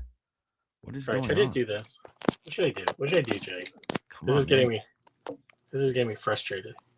Come on, don't be frustrated like Team Czechoslovakia. It's always going to be Team Czechoslovakia or Czech Republic. Why do they keep changing their name to Czechia now? I don't know. Victor Hedman scored yesterday. Victor had an empty net goal yesterday. JJ Mosier had 2 points. Jesus. JJ Mosier had 2 points. Hold on a second. You know what? I think this is it. Here's what I think he's got it, guys. I think he's got it. I think we're What'd you do? Hold on. But people see my thumb here. There we go. Look at that. Scan that thumbprint so you can get into Ed's laptop. Oh, man. The advances of modern medicine right now. They didn't teach you this in Baltimore. This is the best. All right, we're going to do this, Jay. Oh, we're just going to do it. That's how we're We're just going to do this, Jay. How about this? That's fine for today, buddy. All right. Karen Clemente, hey guys, hope you're enjoying your day. Looking forward to the USA game later this. Yes, Shannon, you need to screenshot this. This is, Ed is usually all over it. But today it's okay. It's all good. It's been fun so far. The Olympics, huh, buddy? Outside of hockey, you've been watching any of the sports? Not really. It's almost like I feel like this is the Olympics where there's almost like so much out there. If you have Peacock, like you can look on there and you're like, holy smokes, there's like too much to watch. Like it's hard to choose sometimes. So Yeah, but that, the past couple of days with the men's hockey competition starting, it's been fun to watch, and yeah, looking forward to Team USA in a few hours and seeing how the boys do. What a lot of people don't know is that in the Tampa Bay Lightning media, Ed is known as the peacock out of all of us because of all the different suits that he wears. He is the one and only, the peacock of the Lightning media. I don't know about all that. I don't know about all that. Jay, you're the one that has like different colors every day, different shoes. Like, I don't know about this. That's all you, bro. I can neither confirm nor deny these shoes. I'm just gonna start wearing normal shoes again. Would people talk to me then? No, you're not. Nobody would talk to me again. Nobody would be like. They would just be like, Jay, the game you missed a couple weeks ago, everyone was asking the cops who were there in the stairwell, like on the way to the locker room afterwards, are like, where's your friend? Where's Shoes? You just called Shoes. Nobody knows my name. It's just Shoes. Where's Shoe Shoes? guy. Like, one guy was like, "Oh, where's Shoes?" And another guy comes up, "Where's your friend's Shoes?" Even Phil starts calling me Shoes. I go, Phil, I've known you for 12 years. You better know my name. Don't be messing around. Oh, that guy with the shoes. No. I don't accept it from him. What about freestyle skiing? I was watching freestyle skiing. Yeah. It's like I feel like, I don't know. Like, I like skiing. I like the slaloms and stuff like that. I feel like I like the ski jumping. I like the what is it? The snowboarding half pipes and stuff like that. Yeah. I like those stuff, but I don't know what I'm looking at, right? Like I don't know what like a 17, 20. Shannon and I were talking about, what was it the other day? Like holds, and there was like a Cuban hold, and there was like a Jesus hold or something like Christ or something like that. Yeah, there's like but that's a good thing about the games, because like you kind of got to brush up on the stuff because you don't really know about it. You don't necessarily follow it throughout the year, but that brings in new viewers like myself that are now interested in the sport. That's right. And I hear that you guys are actually going to be competing in competitive ice dancing, you and Shannon. So good luck with that. I don't know if you knew that. She's actually bringing that up. Shout out to Jen Alpine. Is it Alpine or Alpine? It's Alpine because it's Formula One. Alpine F1, baby. Shout out to Visitations Claire P, Minnesota State Alpine champ, baby. Yeah, big win for Visitations. The girls, I guess that would be Alpine ski team out there in Minneapolis. Big win for them. I don't know if you heard about it. No, I have right here on the show because Jen always chimes in. We love Jen hockey. And also Alpine. Thanks to Drives to Survive, Alpine being stuck in my brain now. All right, let's talk about hockey. Let's do that. Canada looks like, that is rough, right? That is rough to think that anybody could beat that 5-0. They laid this smackdown on Czechia today.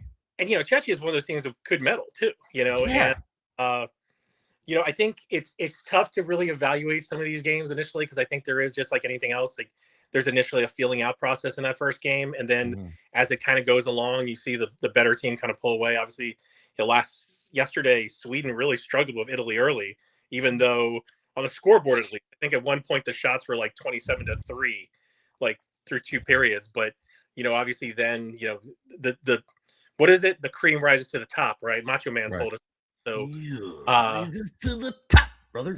So, but these are kind of hard games to gauge. But man, that was and Coops talked about this, is like you're basically playing fantasy hockey with it's just a matter of like where you put these guys. But when you have a power play that has, Sidney Crosby, Connor McDavid, and Nathan McKinnon on it, it's like what do you do? No idea. The Chechians for leaving McDavid or McKinnon open on that one power play goal earlier, because it's like you're just your poison.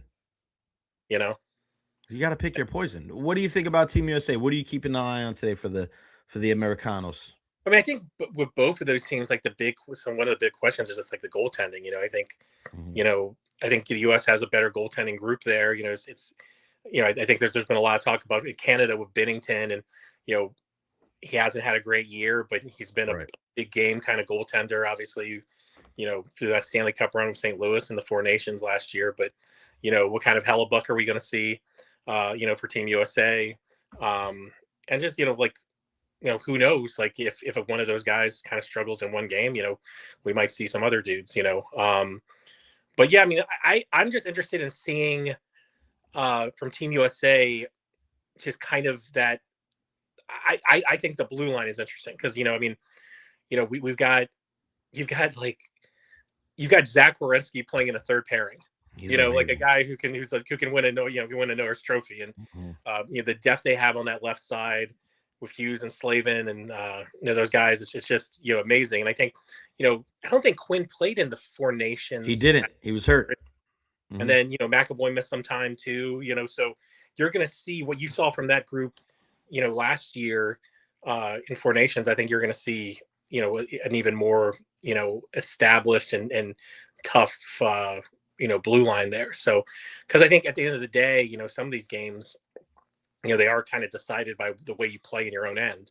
I think we kind of saw that in the Canada game. It's about the way you defend in front of your net, and like when you get a lead, it's not any different than the NHL in some ways. It's about defending it. Like once Canada went up 2-0, that third goal was like you some chance, right? And obviously we're talking about a dream team there, but I think for the most part with some of these games, and then that's also how some of these up and coming teams have a chance. Like the Swiss team or the Latvians, Denmark, teams like that who it's going to be about getting leads early and protecting and building on them and protecting them. So kind of hockey 101 there, but Team USA's got a tough challenge here with Latvia. They're a team that's they're one of those teams like the Swiss that a lot of guys who've played with each other over the years and worlds and everything like that, and they've had a lot of success in those world championship tournaments. And you don't discount that. Obviously the Olympics is a much grander stage, obviously with the best on best competition versus worlds, which is some best on best a little bit, but not to any degree what we're seeing here. But that's a team that can be dangerous. I think both Canada and Team USA are going to have or had these unique first game challenges, and I think that's what I'm kind of looking at, because Latvia's a team, man. They can medal too. So yeah, and especially with their goaltender as well, with Merzlikins in there, he's been in the round, and Zemgus Girgensons. Latvia, they had that crazy game years ago with Kristers Guzlevskis, who was a former Lightning property there. That was phenomenal. So I'm with you. And then the women with the 5-0 win over Canada, that always feels pretty damn well. Good to see JJ Moser get on the board too, man.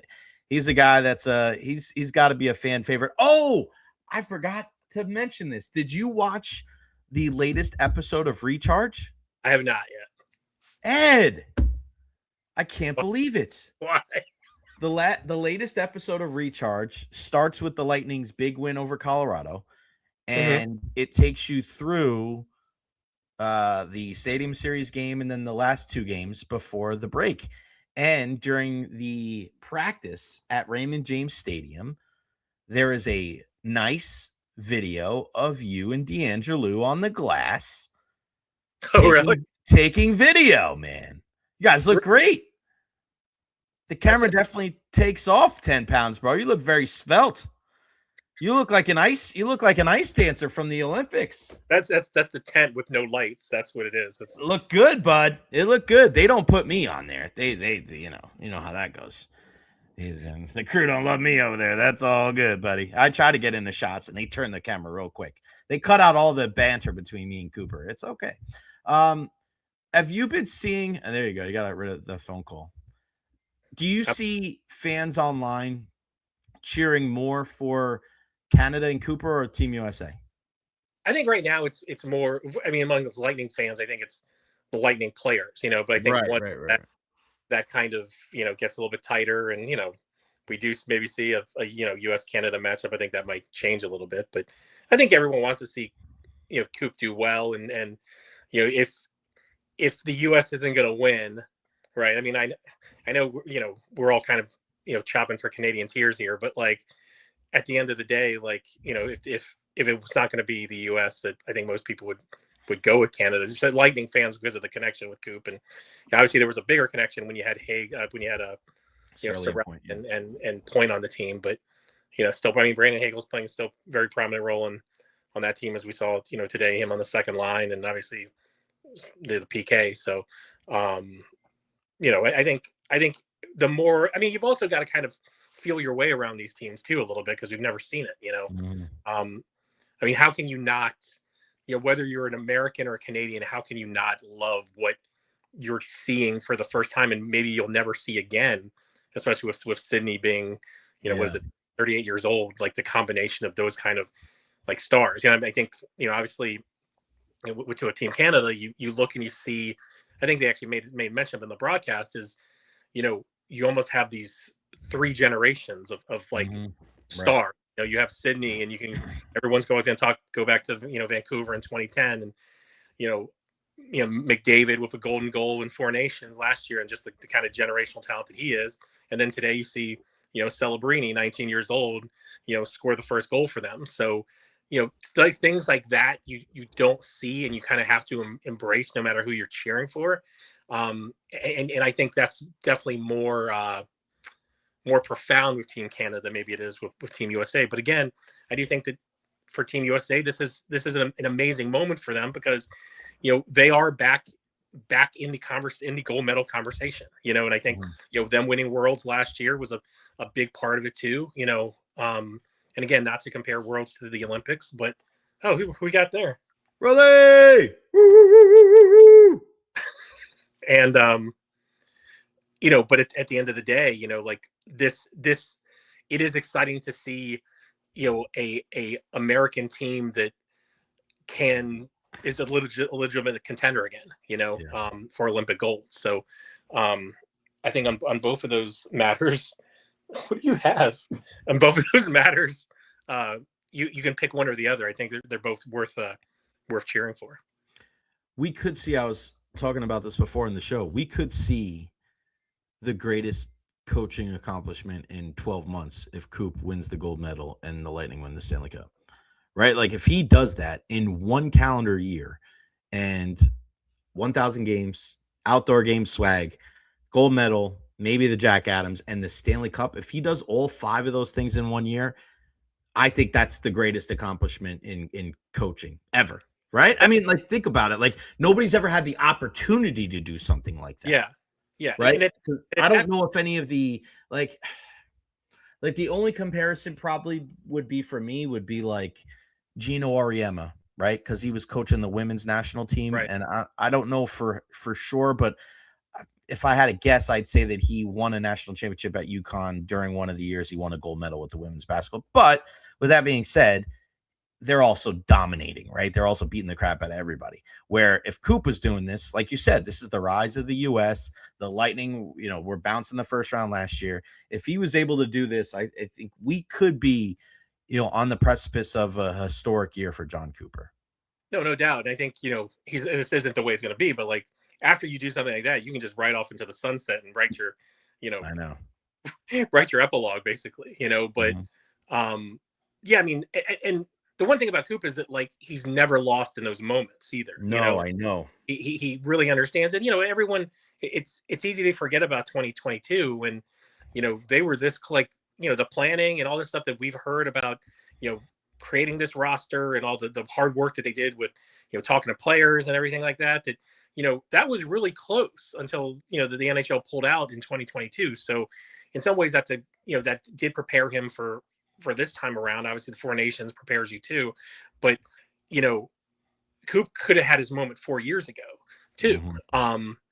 But obviously it didn't happen. But like, yeah, I mean, it has been almost this weird, like perfect storm of events for him, because even as good as we thought the Lightning were going to be potentially this year, I don't think anyone would, and especially with the injuries they had, would have predicted them to be this good at this point of the season, and because everything didn't come together for them necessarily with all the injuries, and also just how good everyone else is in the East as well,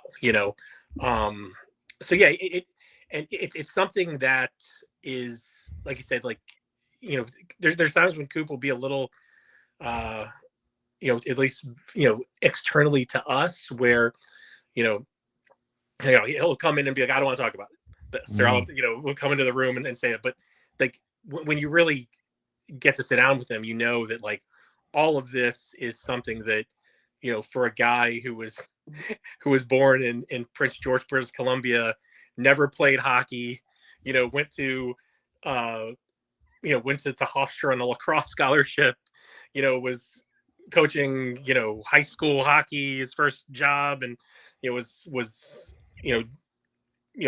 doing the rink work in Texarkana, in the USSL, that he could go down as one of the greatest coaches, if not the greatest coach of all time in terms of resume and everything he's accomplished.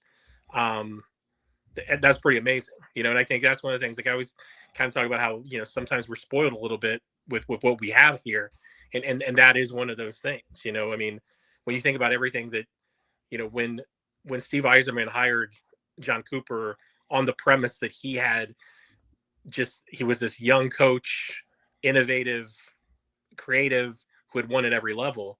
If we had thought back then, that he would have done the things that he's doing now and potentially can do in the stretch of the next few months, I don't know if anyone could have predicted that either. No doubt about it. Before I let you go, who do you think the man is under the mask? I don't know, man. I honestly don't know. Come on, man. Somebody said it might be Bad Bunny. Are you Bad Bunny? That's what somebody put. You know who that is. That's Josh Hockey. It is Josh Hockey. Is it Bad Bunny under the hood? I hope it's Jake Paul. Ugh. Jake Paul, you wouldn't like that? No. Who do you want it to be? I mean, it's going to be Seth, but this isn't the same guy. Oh, of course not. Maybe it's Grayson Waller. I don't know. I want it to be Ricky Starks. Maybe Ricky Starks. He's not Ricky Starks. He's Ricky Saints. Ricky Saints. Damn it. Ricky Saints. You're right. It's Ricky Starks. It's still real to me. Damn it. It's Ricky Starks. What if you just like change stations and you could just change your name when you went to another station? You know what I mean? Like Ray Jetcher? Paper and I had to change my name or something like that. What if my name was Ray Jetcher now instead of Jay Recher? Ray Jetcher. That's what I call you from now on. All right. In a double E, you can't do that. Yeah, you can. You could be any Encina. His name's any Encina. I like that. Or you could be like that one guy years ago. We probably talked about this. I don't know if we've explained this before here on the show, but years ago, I don't think we've explained it. We've mentioned it, but years ago when we couldn't talk to the guys and everything was through Zoom, everybody just kept. It was just a couple guys, and they just kept calling Ed N Encina, like his middle initial was N. But in no place did it ever say Eddie or Eduardo or Ed N Encina. And your middle name does not start with N. Well, also too, the reason like I never corrected it was because sometimes our Zoom connections at the arena were so slow that they lagged. Yeah, so you thought, yeah. First, I just thought that it was just like a lag that it was doing NN for twice, right? And then, by the time we got to the Stanley Cup final and it was still going on, at that point, it's just too late, right? But it's funny because covering the Stadium Series game, like I know all those guys like a lot better. Right. I guarantee you it'll never be Ed and Encina again if we, not that we're ever going to be on Zooms again like that. No, I hope not. And the guy that kept saying it too is such a great guy too. He's awesome. Yeah. He's awesome. He's so great. Every time he says hello and I'm just like, oh, that's so great. It'll be in the forever of the lore of the Tampa Bay sports media for sure. Only the real ones know, and that is the last real Oos, Eduardo N. Encina. What do we got written up on Tampa Bay Times now, buddy? What's your writing doing right now that the boys are across the pond over there? Well, I had to do a lot of like pre-writing on some of this stuff, but obviously I think today, what's today? Today's Wednesday? I think today I have or yesterday, I think I had a story on Victor Hedman and just kind of everything that he went through to kind of get back. And how basically, he was never going to be denied the opportunity after, chance after chance of not being able to participate in the Olympics to get back for this one. And then, today I have a story on Mosier and just kind of him talking about how much, he thinks that that Swiss team is kind of a sleeper team. You know, obviously they're ranked. You know, they're one of those teams that you know is a a top 6, probably top 6, top 7, 8 team in the world, and has a bunch of NHL talent. And the biggest thing is that they've all played together. You know, like JJ was on I think he was 18 years old when he was on the 2018 or 19 World Championship teams for Switzerland. So he's played with all those guys for years, and so they know each other really well. They know the system. They've had the same coach for 10 years, and with you combine all that, and they're a super dangerous team. And we saw them win obviously today, and in pretty dominant fashion against a team they really should win against. But tomorrow, that's going to be a hell of a game, I think, between Canada and Switzerland, because and not that Canada's going to sleep on them at all, but I think people might be sleeping a little bit on the Swiss because they're not the dream team that Canada is, but they've got a lot of talent. And again, they're a team that's played together in World Championship events, international play for years together. And they've got names.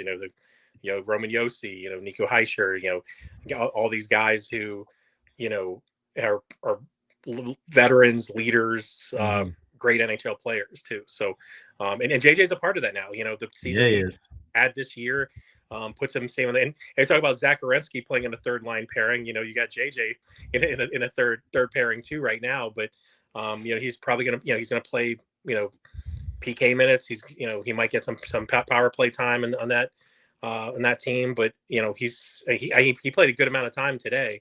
And I think the more that we've seen him grow here in front of us, and I think the more you see him on that international best on best stage, I think he's going to be one of those guys that people end up talking about even more as more people kind of see him in that spotlight, because he had a hell of a game today. He did.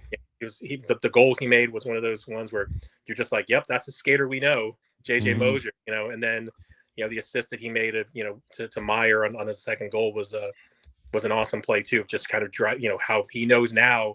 Everyone talks about him as a defensive defenseman, but he's a guy who can jump into play, and that's what this team does, the Swiss team. So I think they can. I think that's one of those games that if you're looking at one of those games to look at in the group play round, that Canada and Switzerland is one of those ones you want to circle up. I'm glad that JJ's playing so well, because he doesn't spend so much time on the practice rink, because Ed's always talking his ear off in the locker room. But it takes forever. Those two guys are jabbering for like 30 minutes at a time. We're talking about watches. We're talking about talking about watches, talking about soccer, talking about all this different stuff. That's how we roll, man. Before I go here, I was JJ Moser. What do you think of these shoes? Because Shannon got these, right? Oh, okay. I love those. These are the Paige Becker shoes, and Shannon bought them. And I guess you can't. Everyone talks about how I'm a shoe person, but Shannon's low-key a shoe person too. And so these are the Paige Beckers. Are they new? Yeah, they're brand new. She hasn't even worn them. They come in this like fancy bag and stuff like that. Wow. Yeah. So are those for you or for Shannon? These are Shannon's. They were literally thrown into the room here to be like, Shannon, what are those? Yeah, you got the little thing there. It's oh, wow. All right. What do you think? Is that a good look? Or what do you good? How much were they? All right, now Riley's going to take them and put them in his mouth. So, were they cheap? I think they're. I mean, you ever go on the sneakers app, the Nike sneakers app? Mm-mm. Oh man, you got to go in there. Actually, probably shouldn't go in there, but it's one of those things where like you get them in the draw, like you try to get them right when they launch, and like they draw. Okay. Sometimes you get them, sometimes you don't. But these ones sold out pretty quickly, I think. So Shannon had all the laptops working and had all her boxes like that to make sure she got it. So. Shannon, way to go. Ed does that for concert tickets for Johnny Weir and Tara Lipinski on ice. That's what he does. I do. You do. That's the way it goes. The great Ed Encina. Make sure you subscribe to the Tampa Bay Times today. Support local, tampabay.com/sports, especially now. And we're, again, in line for a historic year for the Tampa Bay Lightning. Going to be a lot of fun. We don't talk about cost. Yes, I think we're talking about shoes, and we're talking about comic books and all that other stuff too with the Encina family. Ed, you're the man. I appreciate you, buddy. Have a good weekend. Talk to you next week. For next time, just make sure I can maybe get the right frame and make sure the ceiling fan isn't distracting and everything like that. So we'll give you 7 days to figure it out. It's the break for all of us, So. Oh my gosh, here we go. All right. You're the man, buddy. Have a good weekend. All right, see you, buddy. All right, pal. The great Ed Encina. He's the man. She's the man. The whole clan's the man. Love the whole group over there. Never talk about shoe or concert ticket price. Good to know. Good to know. Yeah, I guess so. When it comes to my shoes, we never want to talk about that kind of stuff, do we? Mine, I actually do, because they're not expensive. Out of all the shoes that I have, all those crazy shoes, not one of them is worth more than $75. Think about that. Not more than $75. Maybe one pair. Maybe two. No. The ones that I buy for myself, not over 75. They're all cheap, because I think that'd be crazy if I bought if I bought a lot of $100. I think it's time for me to go. I love you all. Ed Encina, Shannon Encina, Marissa, and everybody else out there. I love you all. I love you all very much. No show tomorrow. Everybody enjoy their weekend. Got baseball the rest of the weekend. Go out there. Go usfbulls.com. Baseball, softball, basketball. Support the entire crew. A big thank you to Doug Waechter, Dr. Carlos Rodriguez, and Ed Encina for joining us on the program today. Rolly, our rock and roll correspondent, for joining us, as well as our Carolina correspondent, Steve. We have our Costa Rican correspondent, and Greg down there. I love you all. You guys are the best. Everybody have a wonderful day. Go USA. Go USA. Go Bolts. All that jazz. Follow me at Recher on all social media platforms. We'll see you on Monday. Everybody have a wonderful weekend. At noon, Monday. I'll be here. Hopefully you will be too, right here on the Recher